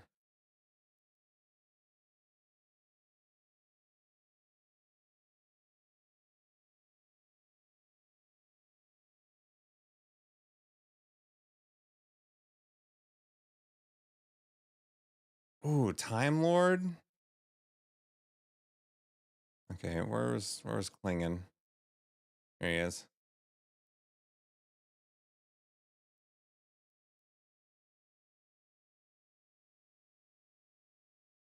And then we'll go to the old screen share. Boom. Donovan flippin' Klingon. Hey, thanks. That's good. We want the variety here. Donovan, have you played some pickup with these guys so far? Yeah. We've been playing, you just play together in practice, playing pickup, working out together, really just trying to pick up on, what I got to do to help my teammates succeed Guy's a and massive human figuring being, out things by I the got way. to do to get better. Have you maybe impressed yourself with your ability to hang at this level, or are there some moments where you're like, oh, I got to do these things to kind of get there? I think a little bit of both. I feel like, there's times where, I surprise myself, but then there's also times where, I'm hard on myself and realize I got to be better and, got to get better at that certain thing. But I feel like it's definitely a little bit of both. I've surprised myself with some things, but, I'm also very hard on myself, so I always want to get better. Seems as though DeAndre has been very welcoming of you. We just saw him embrace you out there. Just what has it meant to you to have somebody in your position group who's done that for you? Yeah, I mean, DA is awesome. He's got a lot of energy.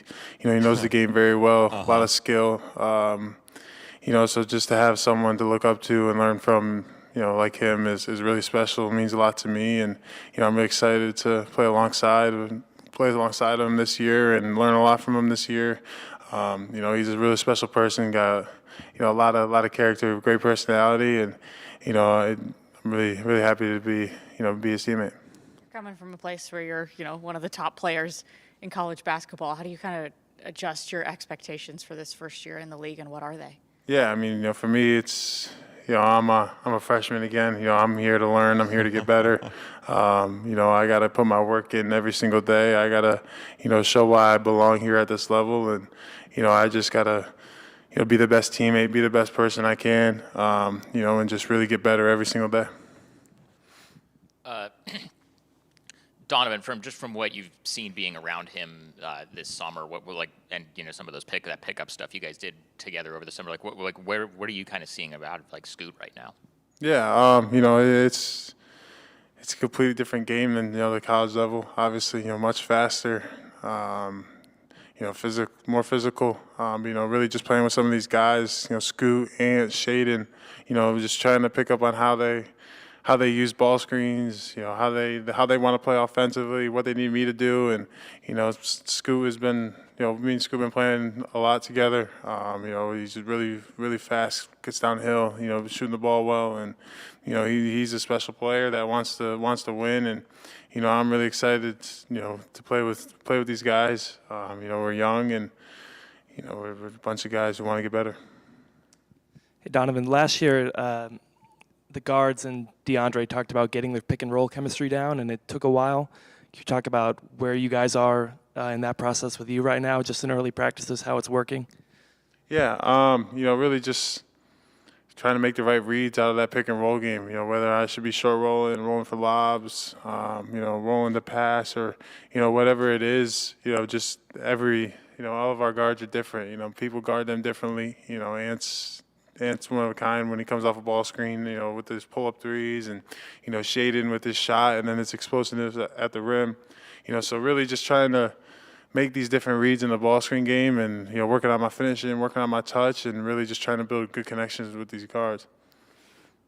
Donovan, there's a lot of big man depth in the team right now. Where do you kind of see yourself fitting in as far as this season, like your goals, your aspirations, and how many minutes and role, everything that kind of comes along with that rookie year?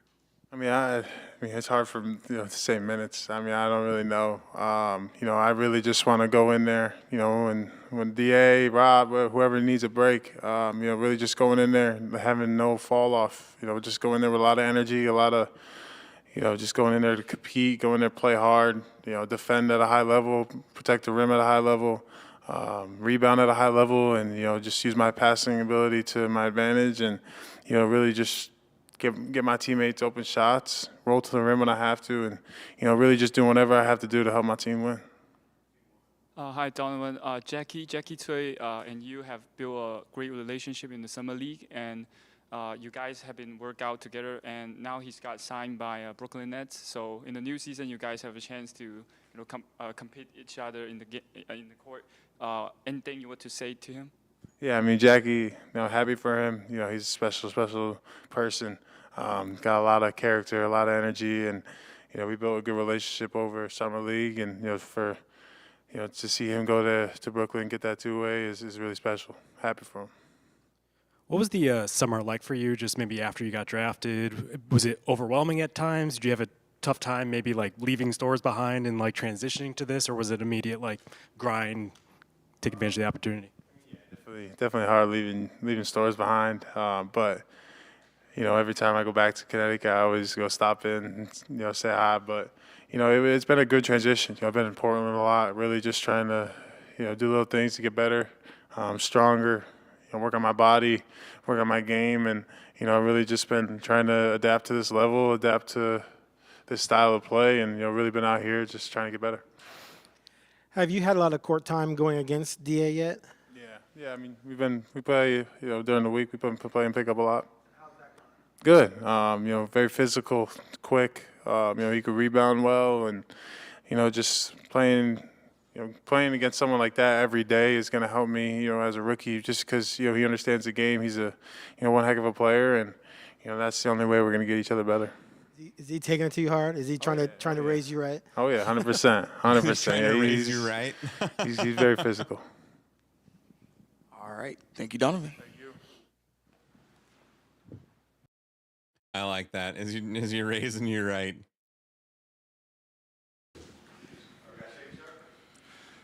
Shaden, where are you at right now physically, mentally? You come off the surgery. You don't have the chance to get into game action at the end of last season. You've got the summer to work. Kind of where are you at right now, and what do you kind of hope to achieve this season? Right now, physically, I'm pretty good. I'm back to 100. Just still maintaining, my body, just getting more stronger and, more active. Mentally, I'm there, I'm just really excited for the season. It felt like I haven't played for a minute now, so, just getting back out there with, my teammates and playing in front of the fans, I'm really excited.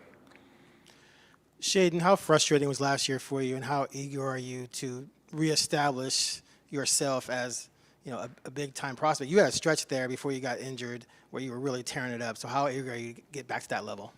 Yeah, for real. Last year, I feel like, some of the games, I was rolling. I was playing, well. within the team and, really competing at a high level. But, the injury kind of, set me back, but I feel like it gave me time to, really watch the game and watch players I admire.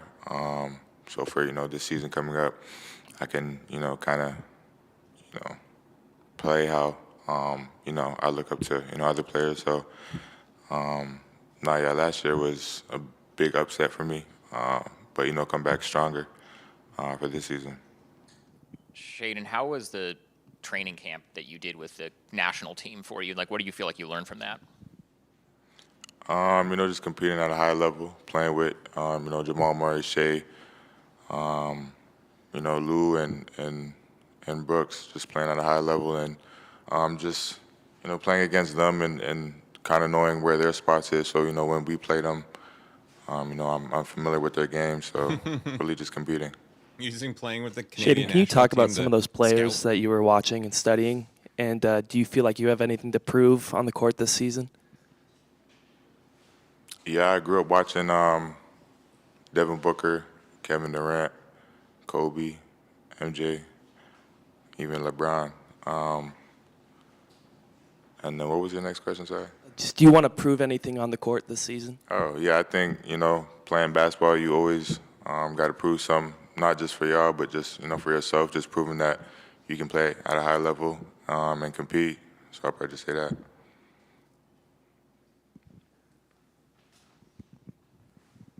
Shaden, last year you started the season as the highest paid player in the league, and then you got injured. What have you learned as far as your body, and what needs to be done to just be more consistent and just play more games? What I've learned, just taking care of my body. I feel like I'm a young kid, so, ice bathing, I don't really like doing that, but just taking care of my body and maintaining it so, I'm strong and can play, 82 games. So, yeah. Do you set individual goals for yourself? And if you do, is it statistical? Is it confidence-wise? Is it developing some part of your game? I'll probably just say the developing part, just finding my spots that I like to play through. So.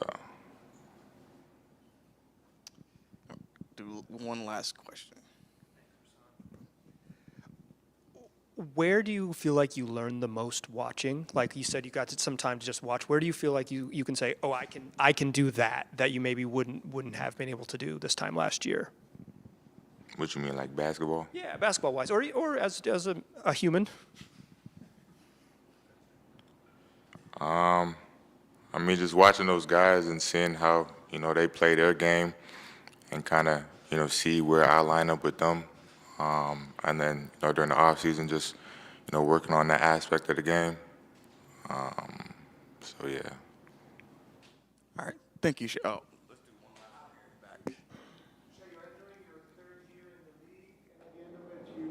Qualify for your next contract. Is that something that would you? Heard something next contract. I'd say it's at the back of my head, but I'm not really thinking about that. I'm really thinking about the team and, what the team needs from me to, win and play games. So, but the thoughts are there, but I'm not really thinking about that right now. All right. Thank you. Okay, Shaden Sharp. Oh, DA, that should be a good one.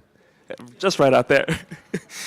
I was watching. Can you talk about your relationship so far with Donovan? Look at this man. We getting there, just gotta let him trust me, just gotta build that trust with him, show him that I got his back, and just help him, even when he's probably thinking of a bunch of questions to ask, just come up and just talk to him. That's the things I've been doing, just trying to get to know him. I can tell you this: he's a true competitor, though, and you can tell he's a winner. He doesn't back down at all. And, he just wants to learn so much. And, there's a thing or two I'm learning from him as well. Just for him being such a big kid, he just knows how to use his body so well. And he sacrifices his body for his teammates. And, that's how he plays. And, he doesn't even know how important that is in his league, until he gets out there and, we start telling him, like, this is truly your specialty in the league. You know how to use your body and, you make it easy for others. DA, we haven't talked to you since you played for the Bahamas in the Olympic qualifying tournament. What was that experience like for you? Oh, it was lit. Just the It was lit. physicality, just embracing all of that, and I added so much to my game to where, just bringing the contact to my opponent, and just learning the ways of creating offense, and just generating offense, and you just manipulating the defense in certain ways, and just having fun with it. Seeing the floor for what it is, and taking what defense gives you in different areas of the court, and I've been trying to master all three levels, and just know my reads correctly, and just stay on coach's objective of playing fast, and being that fast big, just every opportunity running the floor or grabbing the ball and go. Hi, DA. You talk about dominance when you come to this city, and we all know you're capable of doing all that, but what's your personal goal in the new season? What's my personal goal? Winning. So both like statistically, or how can you help the team to achieve next level? I'm just containing good performance, as in, just being the anchor, that I know I truly am, and, just having everybody on board. I'm not taking I'm not taking losing lightly at all. And, our objective is winning the games and, winning together and running the right way. It's not all going to look good, but I know for sure the team we have are going to be turning some heads, and competing is the thing we will be doing every night. DeAndre, you easily have come in here with the most energy of any person, I'd say.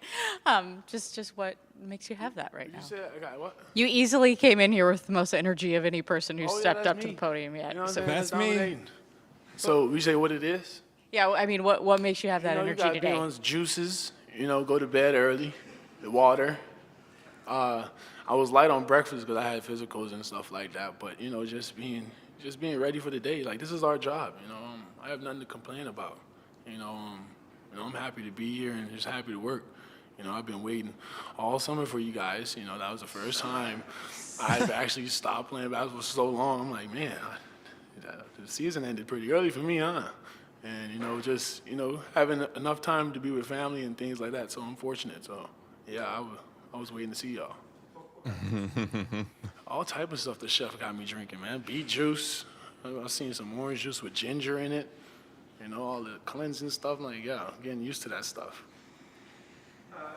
When you were here last year for Media Day, you were brand new, right? You'd been in town for a day and a half or something like that. What do you feel like you've learned in a year in Portland, like reflecting back on that time? As in with the organization or just the city? Well, organization as in, everything counts. Things that I could say I took for granted, I don't take for granted here in Portland. And just having a fan base like Portland as well supporting us, it gives us, as an organization, it's true support, just to come out and really give you guys what you want, and, be in the community and, just try to be a part of everything that Portland gives us. And, I'm truly fortunate as well, and the city as well, just showing me love. I'll be out in the city. I like to hang out in the waterfront a lot, and it's just somewhere I hang out with my family, and, it's truly peaceful, and, I can go on about and, just enjoy the city without being bothered as well. Everything is welcome. From a basketball standpoint, you went through a big adjustment period last season. How much more comfortable do you feel with everything basketball-wise entering this season, and do you expect to pick up where you left off at the end of last season? Oh, yeah. I ain't forgetting nothing. I think playing in the Olympics really enhanced everything I wanted to work on and wanted to be. Just slowed the game down completely, as in, just being one of the bigs that, pretty versatile, pushing the ball and, just putting a lot more pressure on the rim, but morely off the dribble, and, just creating contact and trying to get to that line. I think this summer that's all I've been focused on. Yeah, last year at Media Day, you talked a lot about helping the younger guys learn and develop. Do you see any next steps in that process this season? What do you mean? Like, from where you were last season, like, do you view any new goals in that process of developing these For the guys? young guys, most definitely. I mean, for me as well. Like, I ain't 30 now. I'm 26. You know, it's so much steps. As in, you know, the little things I've told them at the end of the season, they've took with them. If you look at some of our guys, they look like they bigger than me. You know, Tumani look like he gained, I don't know, 20 pounds of muscle. You know, you got My God. guys like Chris Murray. Really? I thought he was Keegan when I walked in. Like, they're big alike. They look brolic. You know, just taking the game so serious. And, you know, look at Scoot Henderson. You know, the way how they're approaching the game with their professionalism, they're truly finding their way into this league. And, you know, they're showing the organization the type of people they are. You know, they're here to work. And, you know, it's on a consistent standard. And also last year, you had a line about trying to make the food taste better when you were working hard. Huh? You said, we're trying to make the food taste better. Yeah, what you mean by that? I said that? Yeah, you said that. Do you remember that? Trying to make the food taste better? Yeah, it was a line in. Was it after the L? No, it was after practice. You said it was a really good practice. Oh, okay. And I just I was very curious, like, what you meant by that. Trying to make the food taste better. What was I saying? My bad. I took you way back. I had that question for like several months. So. Oh, that's my fault. No problem. No, that's my bad. All right. Yes, sir. Thank you. Appreciate it. That's good.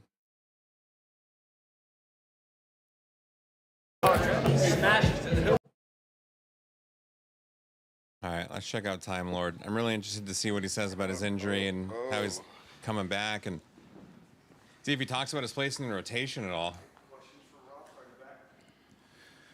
Rob, I guess the first question is, where are you at physically, mentally, emotionally, just kind of coming off the surgery and the repair and kind of your way back now?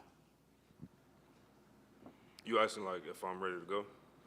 I mean, where do you see yourself at now, physically, emotionally? Like, I know you've already mentioned you were back on the court, but kind of what has that process been for you, you know, coming through the summer? And, you know, the way you ended last season, you said, you know, you weren't certain about some things, you didn't want to commit. So kind of where are you at now? Kind of, I think more mentally and emotionally than anything else. Man, I'm in a great space right now. Just trying to stay on top of everything, physically and mentally, you know what I'm saying? It's been a long 7 months, a long fight back, you know, but just ready to get back on the court, man. You know, I see me smiling when I walk in here. At one point, I couldn't even walk, you feel what I'm saying? So I'm just ready to get back out there and show That's some perspective, huh? Couldn't walk and happy to be walking into media day? For sure. They say you're limited, though. How limited are you? Yeah, they try not to put It's very quiet for me. I can hardly hear him. Put a lot on me, you feel what I'm saying? But all team activities, you know, competing and be ready to go for training camp. Is there an anxiety to get back on the court? Like, are you itching to, I don't know, show us? I don't think we really matter, but you know what I'm saying? Like, show Portland and all that you're ready to go?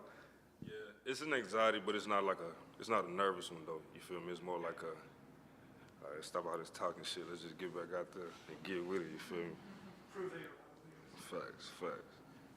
Rob, the last few weeks doing 5-on-5 and being I feel like cleared they to do forgot to everything, turn how his mic close on. do you feel like you are right now to being back to the level that you were playing at before you got hurt? I feel like I'm there, man. I feel like I'm there. Like I said, been playing 5-on-5 a lot over the past month, but it's been a nonstop grind, you know, since I hurt myself last year. So starting in from the rehab process all the way to just getting back on the court, you know, everything I went through.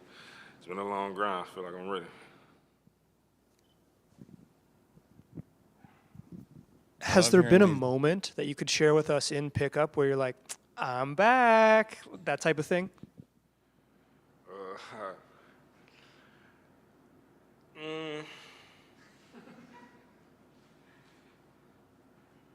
I think I dunked on one of my teammates, but that's light, man. Mostly it's just like my confidence in my lateral movements when I get out there. You know, me playing defense. I think Ant ISO'd me one time. You know, and it's really like a test for me. You know, to see how well I can move. And he scored a step back three, but I played decent defense. You know, so. Dunk on. Name names. I can't do them like that. Can't do them like that. Can't do them like that.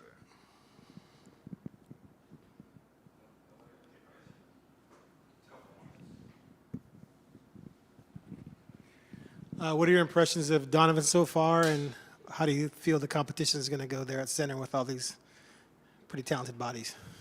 Bro, I feel like DC is a great player. His game has to translate to the NBA, which will be, easy for him around great guys.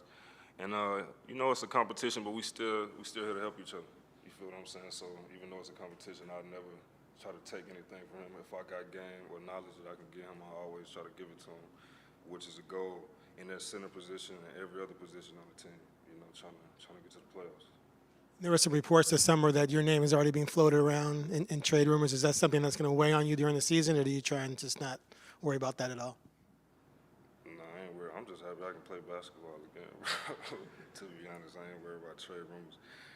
We locked in right now with what we got, you know what I'm saying? We got to help each other, like I just said, communication and giving each other knowledge to help this team get to where we want to go.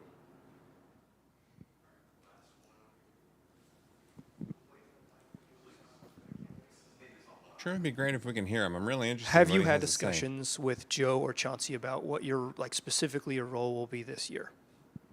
No, I feel like you ain't got to do that when you already know, what your role is. You feel me? I'm a playmaker. I'm a tough playmaker. I'm gonna get the team going guy. I'm gonna get my scores going guy. I'm gonna get everybody type going. You feel what I'm saying? That's the type of player I am.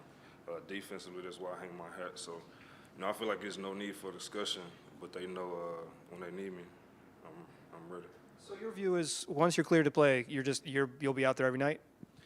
My view is it's a battle, you feel me? And once I'm cleared to play, hopefully I'm out there every night. But I'm going to for sure give myself the best chance to be.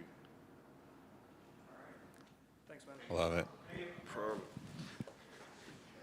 And I really wish we could have heard him more, but what I could hear, I loved his answers. I see Tease right here. He's going to be good. I always love his interviews. Oh.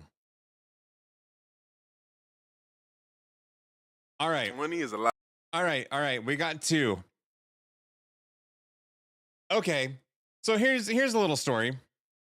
A few days ago, I did a stream where I talked about how I accidentally bought a whole lot of Tamani Kamara autograph cards. I meant to buy like one or two for my kid. We're collecting. I ended up buying a bunch. In fact, this is not all of them. Hold on. Where? It might be in the closet behind me. Here we got Shay.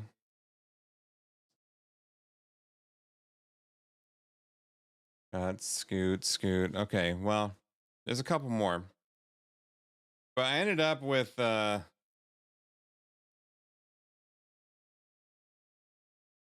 6. I believe I've got 8.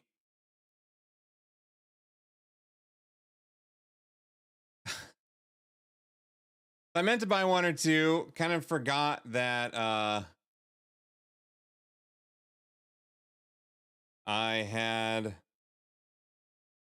bid on just a bunch of them, right? I love 2. I think he's going to be an awesome player. My son really likes him.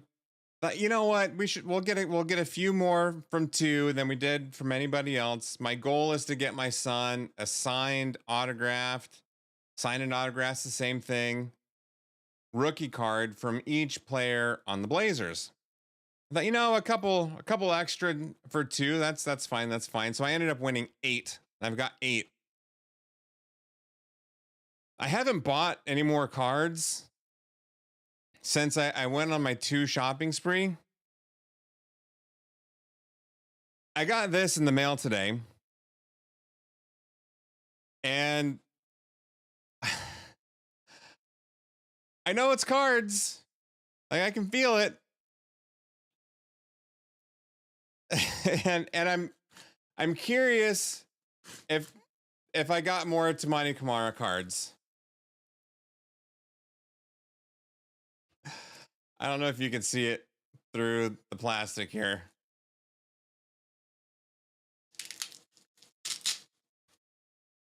am the proud new owner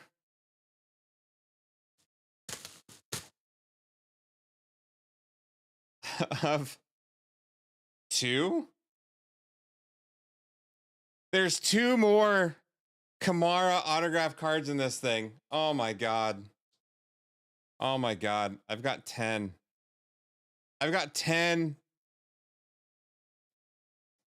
I'm gonna have to check to see if there's any more coming. Kamara cards, look at this. Are these the same thing too?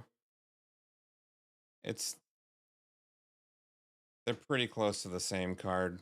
Look at this. This one's got some shimmer to it. But again, we've got, well, we'll just kind of casually toss this one in here that we've got. And then, oh, just throw another one in there. Look at this. Look at this. This is literally the best defensive team in the NBA right here. In my hand. Got 3 more over here for good measure. Look at this. Tamani Kamara. The Jocelyn family may officially be your biggest fans. I can't believe we've got 10 of these things. Okay. All right. Let's watch 2's Media Day, shall we?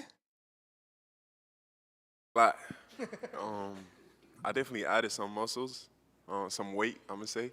But yeah, 20 pounds is a lot for sure. Have you taken any time to reflect on the last year for you? I mean, last year, you weren't even really a thought to be up here at Media Day, and now you're sitting here with us. Yes, it's funny how life works.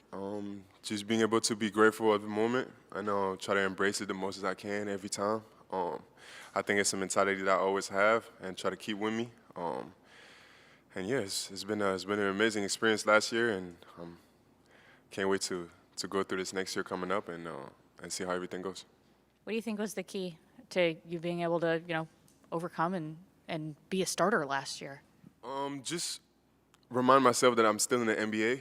I'm still in the place that I always dreamed about. And just, like I said, stay grateful, stay thankful for the opportunity that I was able to get out here in Portland. And just try to do the most I can to show myself and stay true to who I am.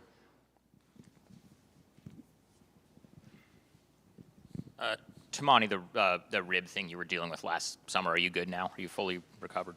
Yeah. So it was a complicated, kind of like a freak injury, but it went pretty smoothly. I just couldn't do much for a certain period of time, but it healed pretty properly. So. What do you think of the 2 new additions, Denny and Donovan? I'm sorry? What do you think of the 2 new additions, Denny and Donovan? The what? The 2 new guys, Denny, Donovan. I'm very excited about him. I feel like Danny plays kind of similar to how I play in the way that he plays on both sides of the court with a lot of energy. And DC also, the way he can impact our team defensively, and he still has so much to learn. He's a very raw player still, and I'm just excited for the potential that he has. Going through all these cards while watching. You, among others, vowed to improve your shooting over the offseason. How did that come about for you, and what can people expect? Yeah, I think I've never been a bad shooter. It's just about consistency, being able to make that rate of my makes higher. And it's just about repetition and self-confidence. I think that's the 2 biggest things, and that's what I mainly focused on this summer, being able to have a more consistent shot. Build my confidence, being able to, like I said, like get stronger and all the small things that makes me feel more confident on the court, and I think they helped me a lot. Chauncey talked about playing fast this year. That was the goal last year, but injuries kind of derailed that. Someone like you who likes to get out and run, how excited are you for this team to maybe finally blossom as a team that can run and gun? I think that's very exciting. Last year we had a lot of rookies, a lot of first year, a lot of people that are trying to get comfortable on the court, especially on this NBA level. So I think this year a lot of people started to get comfortable with the speed of the game and all the rules are different and stuff like that. So I think we're going to be able to play with more confidence and more speed, like you mentioned. So I think it's going to be a very exciting thing.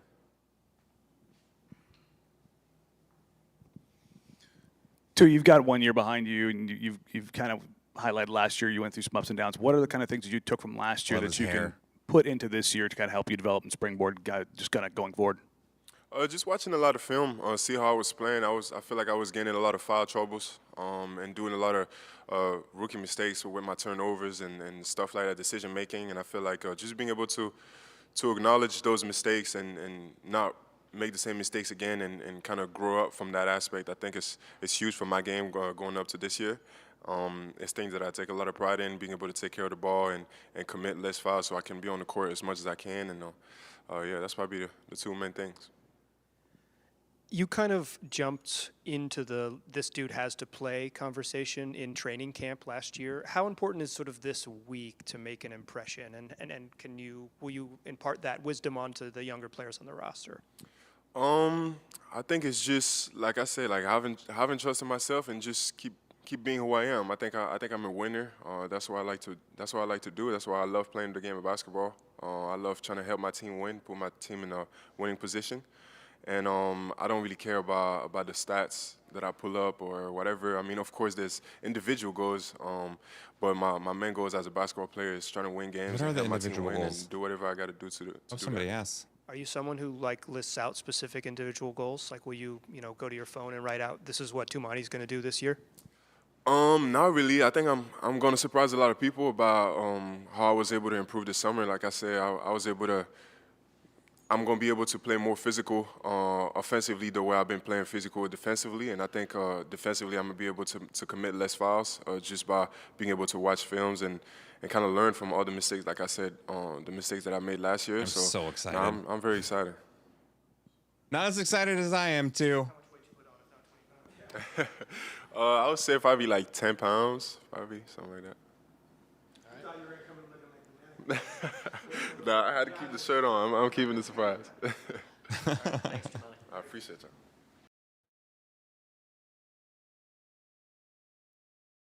Oh, man, we already heard from Old Man Ant.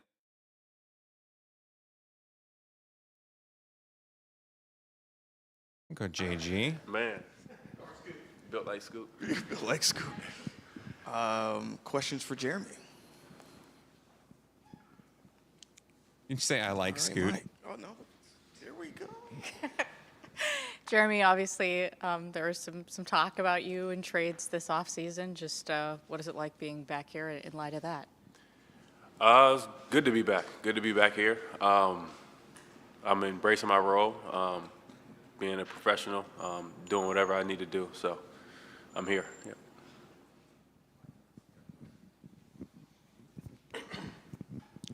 Chauncey asked you to be more of a leader last year, especially with Dame gone. You did take a step in that area. Do you expect to take a larger step this year? Because you are kind of the old man in the room right now, bro. Definitely. I definitely expect to take another step in that direction. Like you said, I'm the old vet on the team now, so definitely want to keep growing the younger guys in whichever way I can. So. What do you think Donovan and Denny have added so far? A lot. DC, shot blocking ability, his ability to move while being that big, and Denny, playmaking ability, really reads the game well. So, yeah, both of them add a lot. How will you and Denny fit, you think?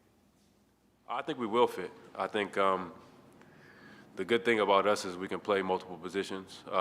They're both versatile. He can play a few different positions than me as well, so I think we'll fit. I think he's talking about When we talk to the younger guys, it's like, oh, what'd you add to your game? How'd you learn so much now that you're all 22? For someone like you who's been in the league nearly a decade, how do you approach off seasons? Like, what is it? Do you need to recharge, or are you trying to really develop He's just your being skill? fashionable out in Portland, man. Recharge, but it's also you always can add to your game. So for me, just more efficiency, passing ability. It's a lot of things you can add while working on your body, making sure you maintain it so you're healthy for the season. So, Jeremy, what kind of conversations have you had with Joe this summer about where they're at in the rebuild and kind of where you fit into that? They've been good. Conversations with Joe's been good. He's been transparent. So we're definitely on the same page. And yeah, just going forward from there. Hey, Jeremy, with Shea back healthy, where do you see him taking the biggest leaps in his game this year? I mean, Shea he's a huge talent. He can do a bit of everything on the court. So I think his steps going forward is efficiency, consistency, being able to do it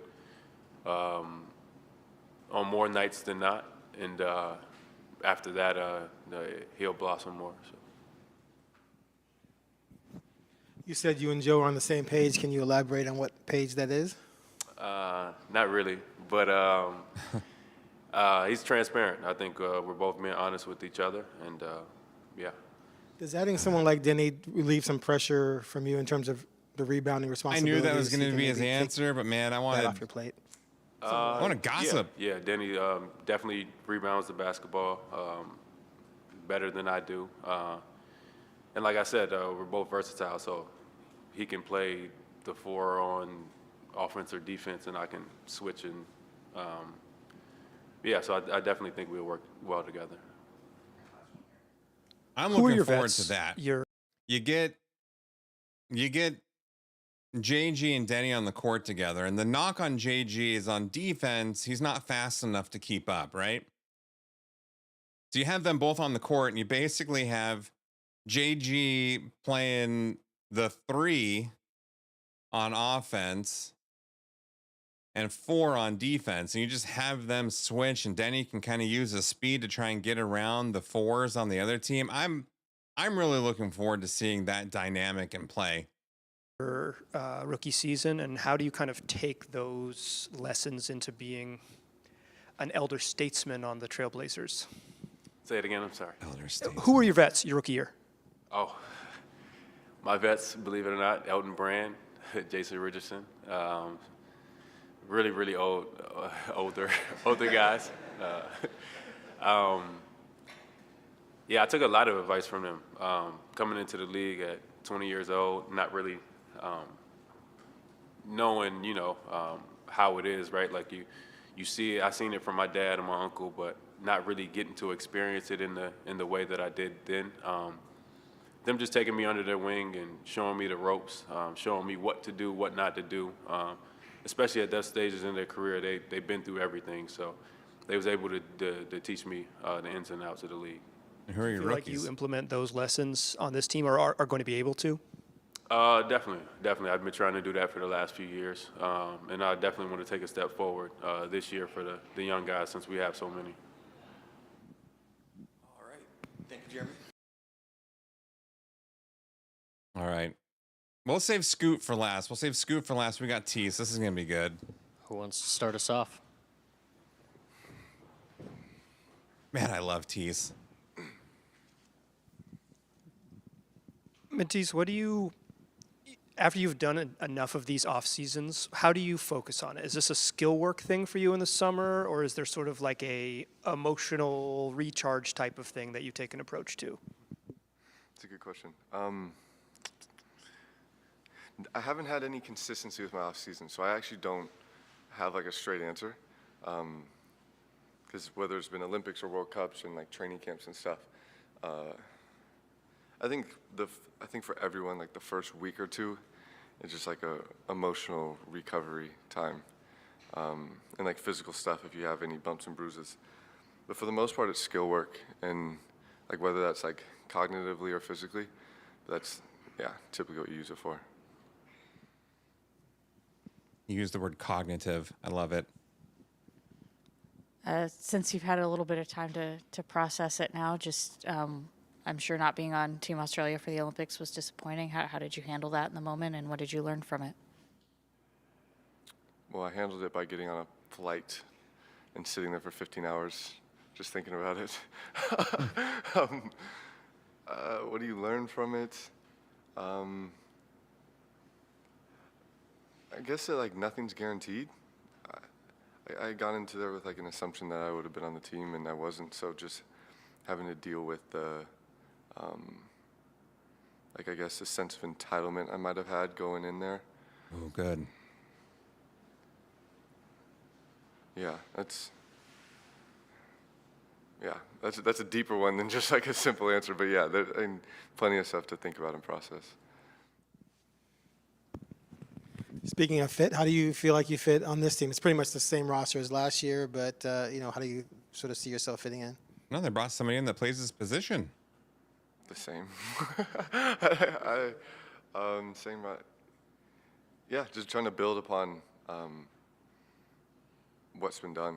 I don't think any individual or like coaching staff member would be satisfied if we did the same thing as last year. So just continuing to grow as an individual and a team.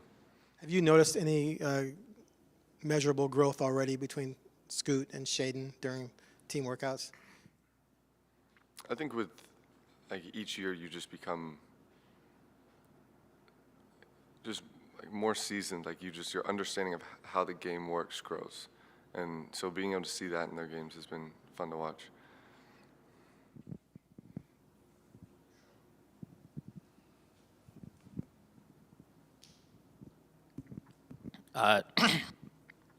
Tumani or Matisse, what do you make of the new additions, and specifically, when Denny, who you played against a little bit more when you were in Philadelphia and you were in the East? What do you think he's going to bring?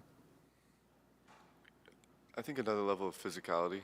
Like Denny's a extremely physical player on the offensive end, which is a unique skill set, and just having someone like that, I think, especially with such a young team, helps to just be an example of like a way to play in a way that I think we want to play, and he embodies just characteristics of like a tough team, and I think to build around that will be really valuable.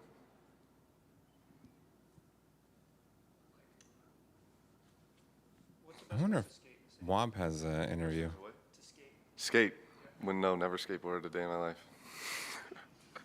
I have a contract to uphold, buddy.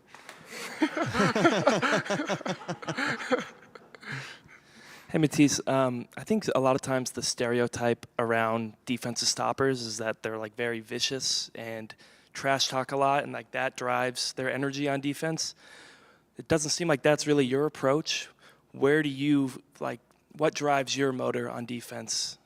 That's a good question. For me, it's just fun. Like, I don't, like a lot of, like the like narrative or like verbiage in sports in general, but like especially in defense is like war and battle and defeat, and like it becomes this life or death thing, and I'm like, I just enjoy like creating plays, and for me it's like you're kind of outwitting them, and whether it's like a physical battle or not, like I'm able to like use my tools to overcome yours, and just enjoying that little game as opposed to like shutting someone down or destroying someone. Like I'm just.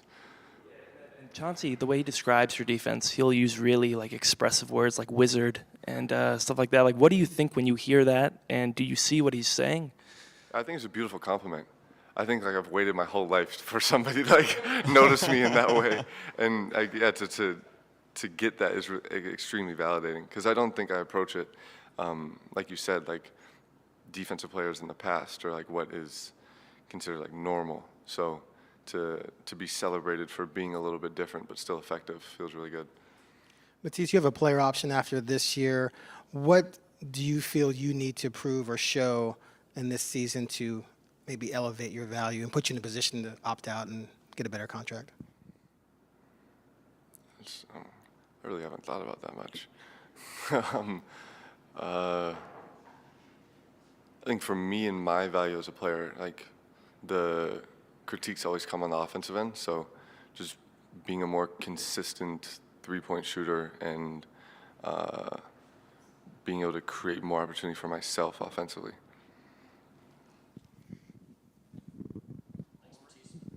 Cool. Thanks, people. Huh.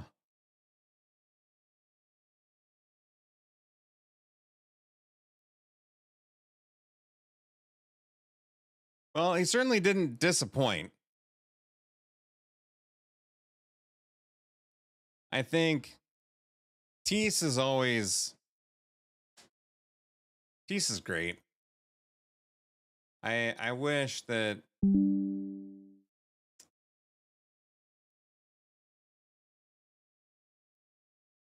I don't know. The whole wanting to sign with Dallas and we matched him and then haven't like really used him. The whole thing just seems kind of crappy.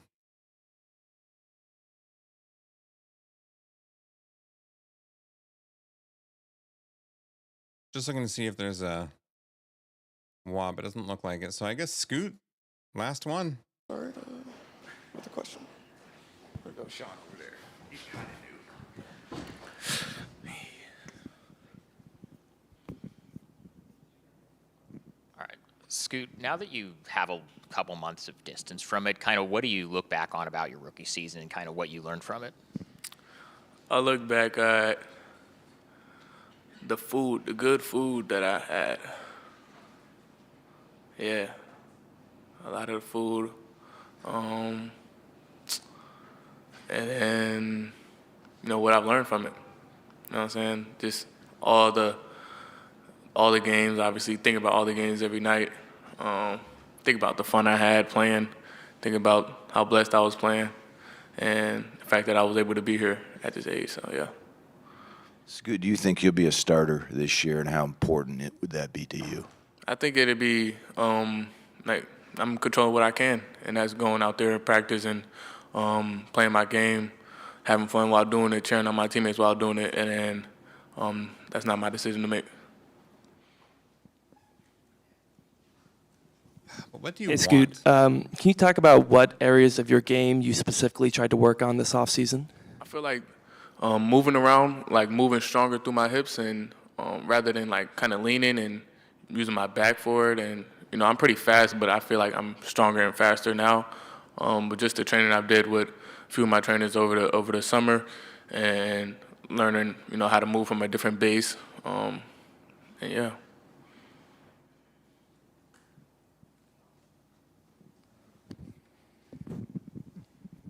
Scoot, how much did you grind on developing your jumper this summer? How many shots you get up per day, and how are you progressing? I grind a lot, just with the mechanics really and the reps. That's all it is reps and confidence. And then I just built my confidence at my gym at Next Play, and we've been going from there. Just all summer really hasn't really stopped at all. Do you feel like your rookie season kind of changed your outlook at all on what you can be as a player in the league, or sort of where do you see Scoot Henderson in a year from now? I don't think it changed my outlook on how I want to be, who I want to be in this league. I want to be one of the greatest point guards to ever play, and I'm going to stand by that. And I still got that confidence in myself to go out there and perform. When year two starts, I feel like I'm even more confident now with the year I have under my belt, and the fun I can have with my teammates now, just getting to know them more personally rather than on the court, and taking it from there. Hi, Scoot. You went to China this summer. Do you enjoy the time there? Man, it was fire. Just to see how a different area was, from Marietta, Georgia, you know what I'm saying? So it was a lot different from just, the roads and stuff like that. And the food was different, and the people were amazing. They treated me with kindness, with respect, and I can't wait to go back out there. So you go back, you go to China with Puma, and then a lot of, especially young generations, they become fans of you. In the new season, do you have like some of expectations, like because the fans was seeing you can play a better season? So yeah, for sure, man. I'm excited to get this year started, and I appreciate all the fans in China, and I appreciate my fans here in Portland. They're the best in the world, like I say, and I can't wait to get going. What's the difference for you, just maybe personally, going into your second year in the league? Do you approach it any differently over the offseason? Did you focus more on maybe technique as opposed to conditioning or anything like that? I don't think it's no different. My same goal is to go in and dominate my opponent, dominate who in front of me. Like I said, I feel even more confident, though. I feel even stronger. I feel more intact with my mechanics, with how I move. And the way I see the game now is a little different than last year, so I'm ready. what have you seen from Danny so far on and off the court, and how do you see the combination between you two, especially when it comes to primary ball handling? Yeah. Denny off the court is a class A guy, man. He's a good person. Really goofy, really funny. For the most part, and I think he just stays to himself, and he has a very unique personality. And on the court, man, he's very versatile. He can play both sides of the ball. He can shoot it very well. He can attack the basket with a bunch of different secret moves that he has, and he's super strong. So, I feel like this year for Denny it's going to be a great year for him personally, but as a team, I think he'll help us a lot. Scoot, how much, if you look back at yourself at this time last year, how much have you grown as a person? And also, Chauncey's talked about playing fast again. That was the goal last year, but it got derailed by a lot of injuries. But how excited are you about getting out there and running and gunning? I feel super. I'm super ready to get it going, especially for this year too. Super ready to get playing a lot faster. Last year, I feel like we slowed down with just we couldn't get really a set group of guys to know each other and get to run well with. But over the past year, I grew as a person. I feel like just getting, like I said, more intact, and I feel like I'm the same dude, still controlling what I can control, still trying my best in whatever I do. Yeah. But do you feel like your knowledge base of yourself? Definitely, it definitely grew. Just my knowledge based off of last year, and reading things and reading the defenses, what they gave me, offense on the defensive side, how can I guard a certain player? I think about those things day and night. All right. Thank you, Scoot. Appreciate it. Yes, sir. Huh.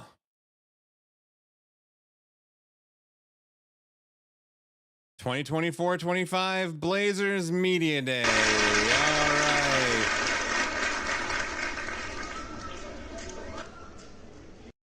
I don't know, man. I just posted this on X.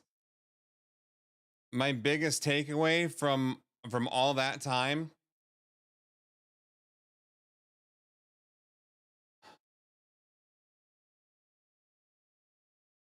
my biggest takeaway from Media Day, I remember last year watching, and everybody was asked about Scoot. And everybody would have this look on their face, like this grin, like, oh, you want to talk about Scoot? I'll talk about Scoot. And it's like they all knew that they had this secret weapon. And there was a confidence about the season.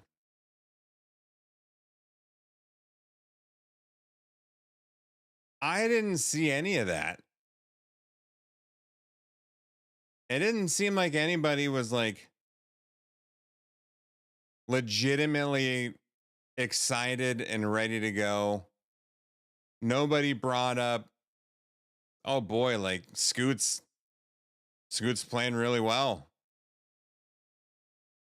And it makes me think back to that David Thorpe article about how he was not playing so well in those games in Los Angeles. It makes me wonder, is there some credence to that? The same token, though, I'm going to keep my head up. I believe in Scoot Henderson. I believe we're going to get last 25 games Scoot Henderson, and we're going to build off of that. And I think it's going to be good. But I feel like the lack of talk and excitement about his growth and development is a little concerning. I don't know. We'll see. So we're going to get Cyberpunk up and running, and I'm going to try and stream it with 2 streams going.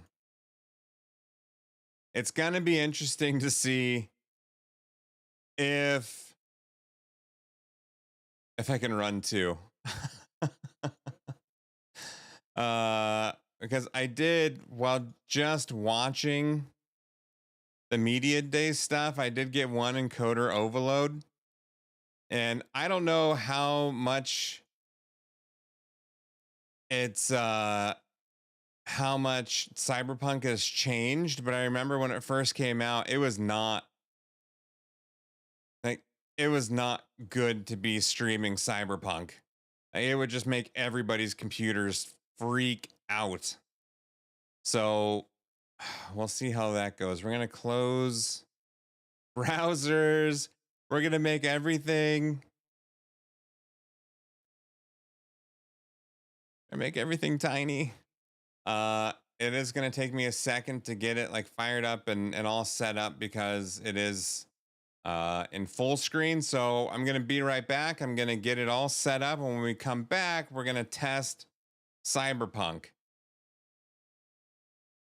There may be an update. It says cloud singing. So we'll see. We'll figure out what that means and we'll be back.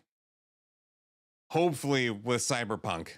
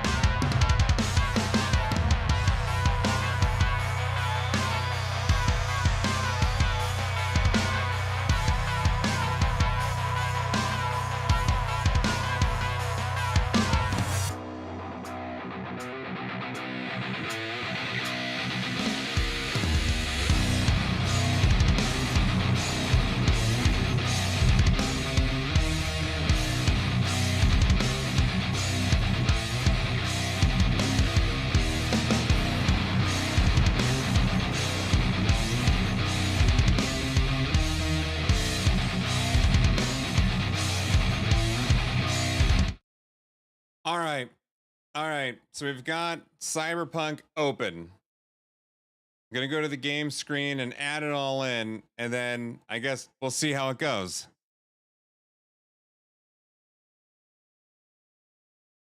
You know, I read something the other day about how you can have multiple games, like kind of within. So if you stream and you're watching this, you know, like OBS has a bunch of different, like game capture, display capture, stuff like that. I'm curious, 'cause I read something that says you can have multiple games like within one game capture. And I got to figure that out. Because I also read it's not good to have multiple games. Like how I've always had it set up is every game that I would play, I've got like on my list in OBS.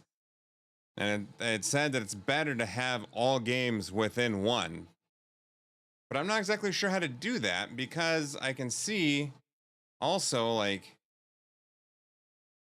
I don't see how you can have multiple. The application.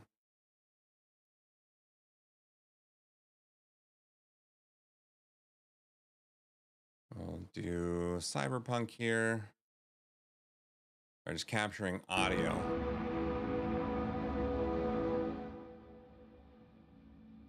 All right, we'll see how this goes. We're in gameplay capture. Bummer is I can't move this. Alert. We'll take. What is this? That's a chat box. I guess in TikTok we'll.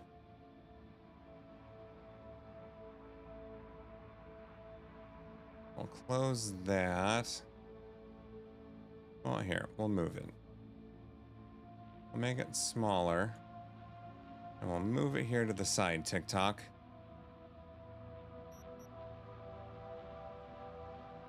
I hope this works, because I would love to play this. Hello. I'm Arif Iqbal, and you're watching WNS News. New details have emerged on the attempted abduction of Hanako Arasaka at the Arasaka-sponsored Dashi Parade. Early accounts first reported that the assailants struck as the parade was in full swing. They overwhelmed and seized control of the I Arasaka kind of like remember that mission that they're talking about with the parade. Forces, under the personal direction of Yorinobu Arasaka, quickly tracked down the abductors and secured. And I remember that I've beaten the game. A public statement condemning the perpetrators' deplorable actions and promising swift retribution. To those who raise a hand against I can see things not working properly and like stuttering while this is loading. Hold on, let's see if this is a loading issue or the game.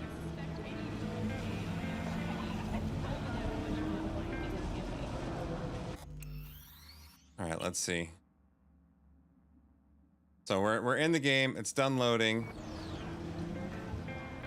Is this going to be a problem? It might be because I've got all my settings are just like outlandishly high.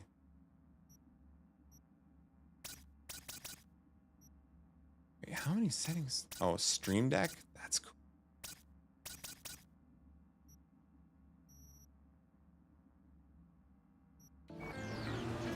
That's really cool. There's a Stream Deck setting. All right, we'll give this a shot, and if it doesn't work, we can call it the Prophet's Song. What was the Prophet's Song?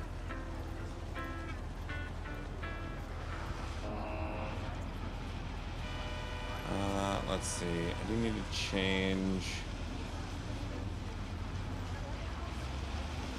Can I change this in the app?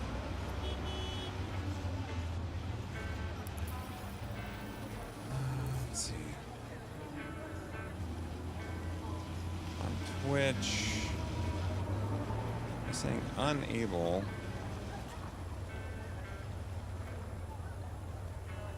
Let's change this from just chatting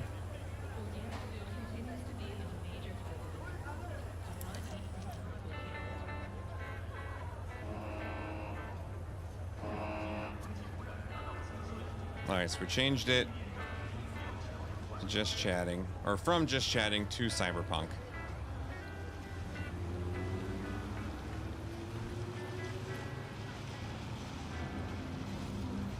All right, and then I think I've got the... I have it set to medium? High, okay.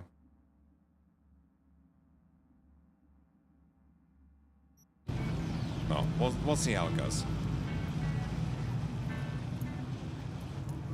So, like I was saying before, I'm still kind of learning. I mean, really everything. And I just saw, like they changed all this. So now you have to like level up, and I guess as you defeat bad guys, sometimes they'll drop shards that will increase your cyberware capacity. And then like inventory, all this stuff. Like I used to have really high armor rating, but now I don't. So I found a couple things so far, but I don't think you can get armor rating stuff on all this and like mods. Used to be I made these and there'd be what, like 4 mods per piece of clothing. No more there. So that's a bummer. I worked really hard doing that. And like crafting, I can't craft clothing.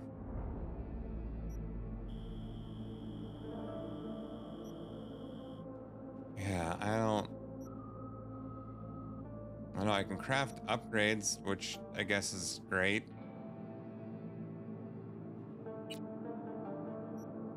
Upgrade this. My cattle prod.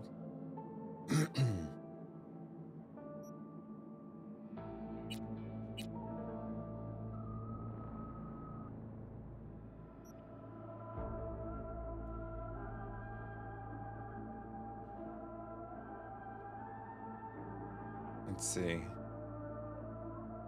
TikTok is saying that there's problems. So here, let's...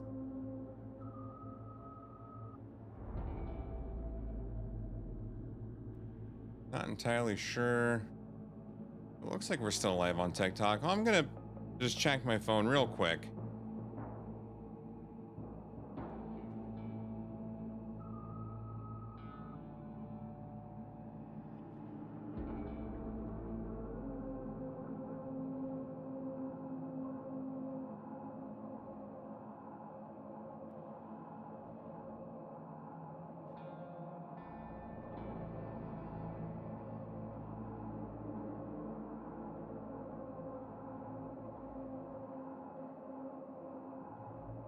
Well, as it turns out, I'm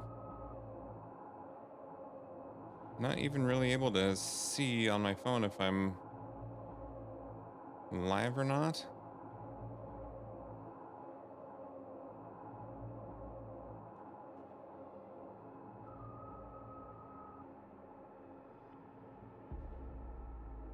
See, start creating, but I should already be creating.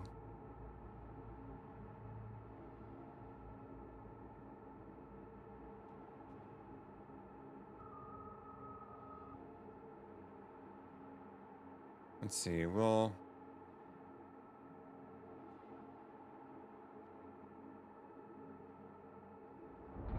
try and pull up a website here.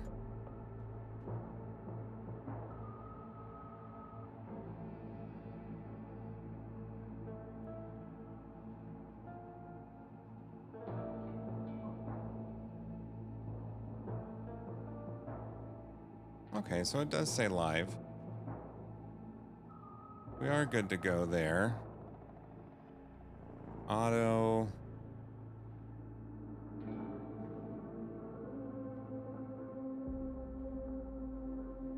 Got 1080.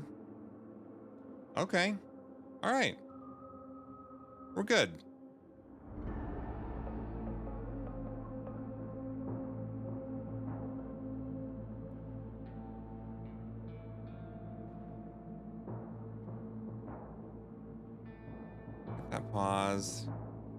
possibly turned off. Okay.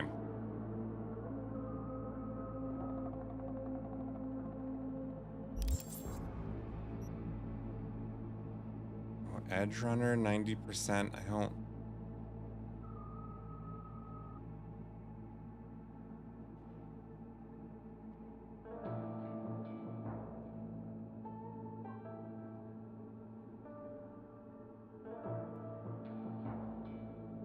I don't. I don't remember what happened here. Are this 56% running on fumes? Oh well. Okay, first off, can I just say there's a restaurant near me that has a burrito called the El Guapo, and it's like my favorite thing in the world. And also that Unicorn has a fucking for a horn. That's great. I'm glad I decided to come back to Cyberpunk. That's awesome. I love you, Cyberpunk. I love you.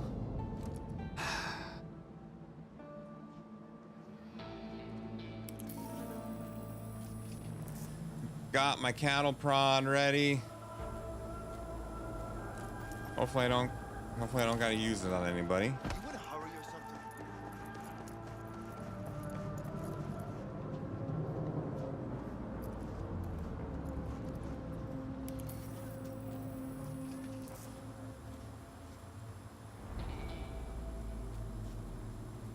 Alright. Let's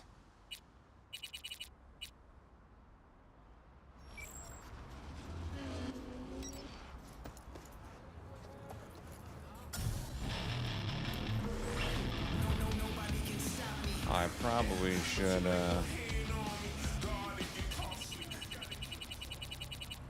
turn off the whole radio. Don't need Twitch getting mad at me.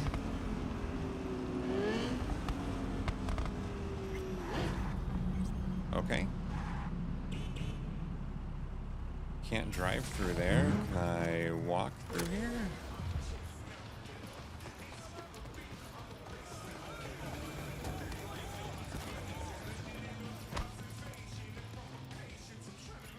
Should I go up?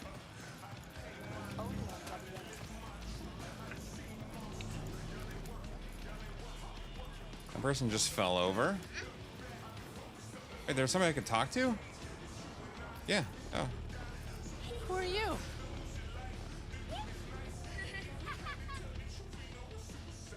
Whoa, I wish I had those when I was a kid. This guy walking around in a robe? Yeah. All right, buddy.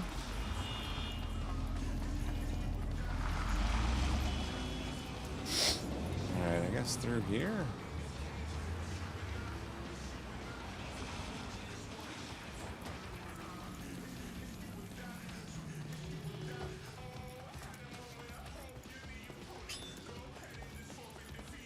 I swear the thing said it was 250 meters away when I first started, and am I just running in a giant circle?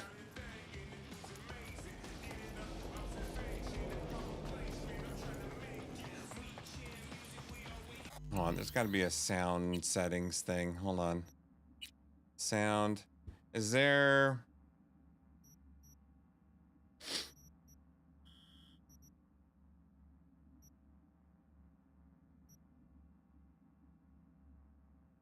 Mute detection sounds, disable copyrighted music. Okay, there we go.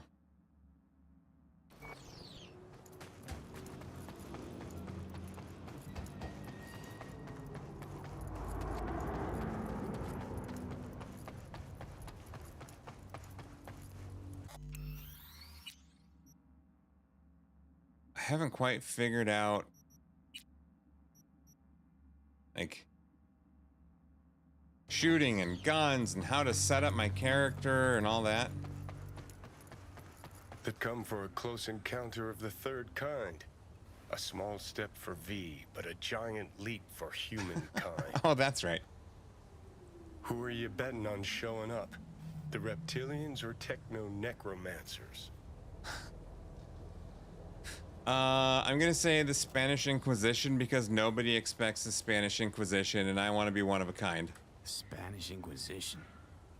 I admit, I didn't expect that. Yeah. Enough joking around. Gotta be quiet. Gotta wait. Awesome. Awesome.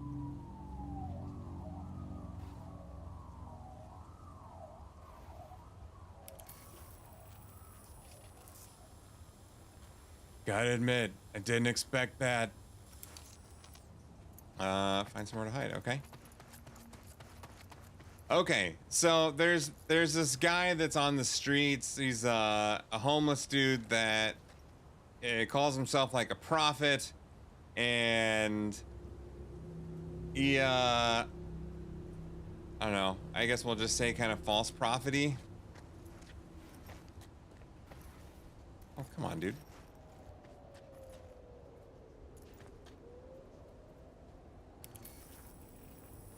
Come on.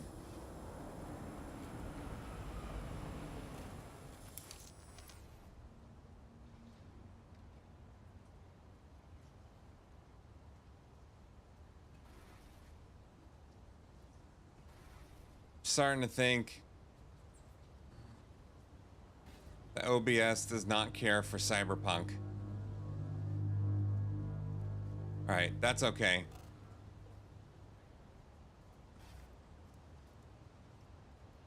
That's okay. We had 3 hours of great, super happy fun time. We can call it there. All right. Back to the writing room with me. Tomorrow, I should have a couple hours. Look at this. Look at this. Oh man, it's really unhappy with Cyberpunk. That stinks. Apparently, Cyberpunk plus camera, plus OBS, plus TikTok Studio is a no-go. We'll try it maybe with Civ next time. I'll have a couple hours tomorrow. I should have several hours the following day. And then we'll see for Thursday and Friday. But thank you for joining me for the Portland Trailblazers Media Day. I had a lot of fun. I know it's not everybody's cup of tea, but I liked it. And I really enjoyed getting to share it with some of you guys that aren't necessarily like big Portland Trailblazers fans like I am. So thank you for going through that with me. I paused the game and now suddenly everything's working a whole lot better. Yeah, it does not like this game. Okay. All right. So I will see you tomorrow. It is back to the writing room for me, where I will get all the scoops on all your favorite sports teams and video games and all that good stuff. I will report back my findings tomorrow. Until then.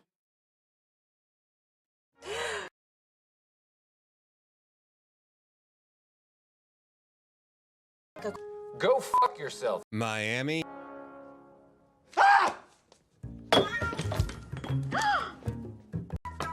What in the name? No! Nice work, everyone. Sharp broadcast. Really good. Everyone on the floor as well. Really a lot of hustle.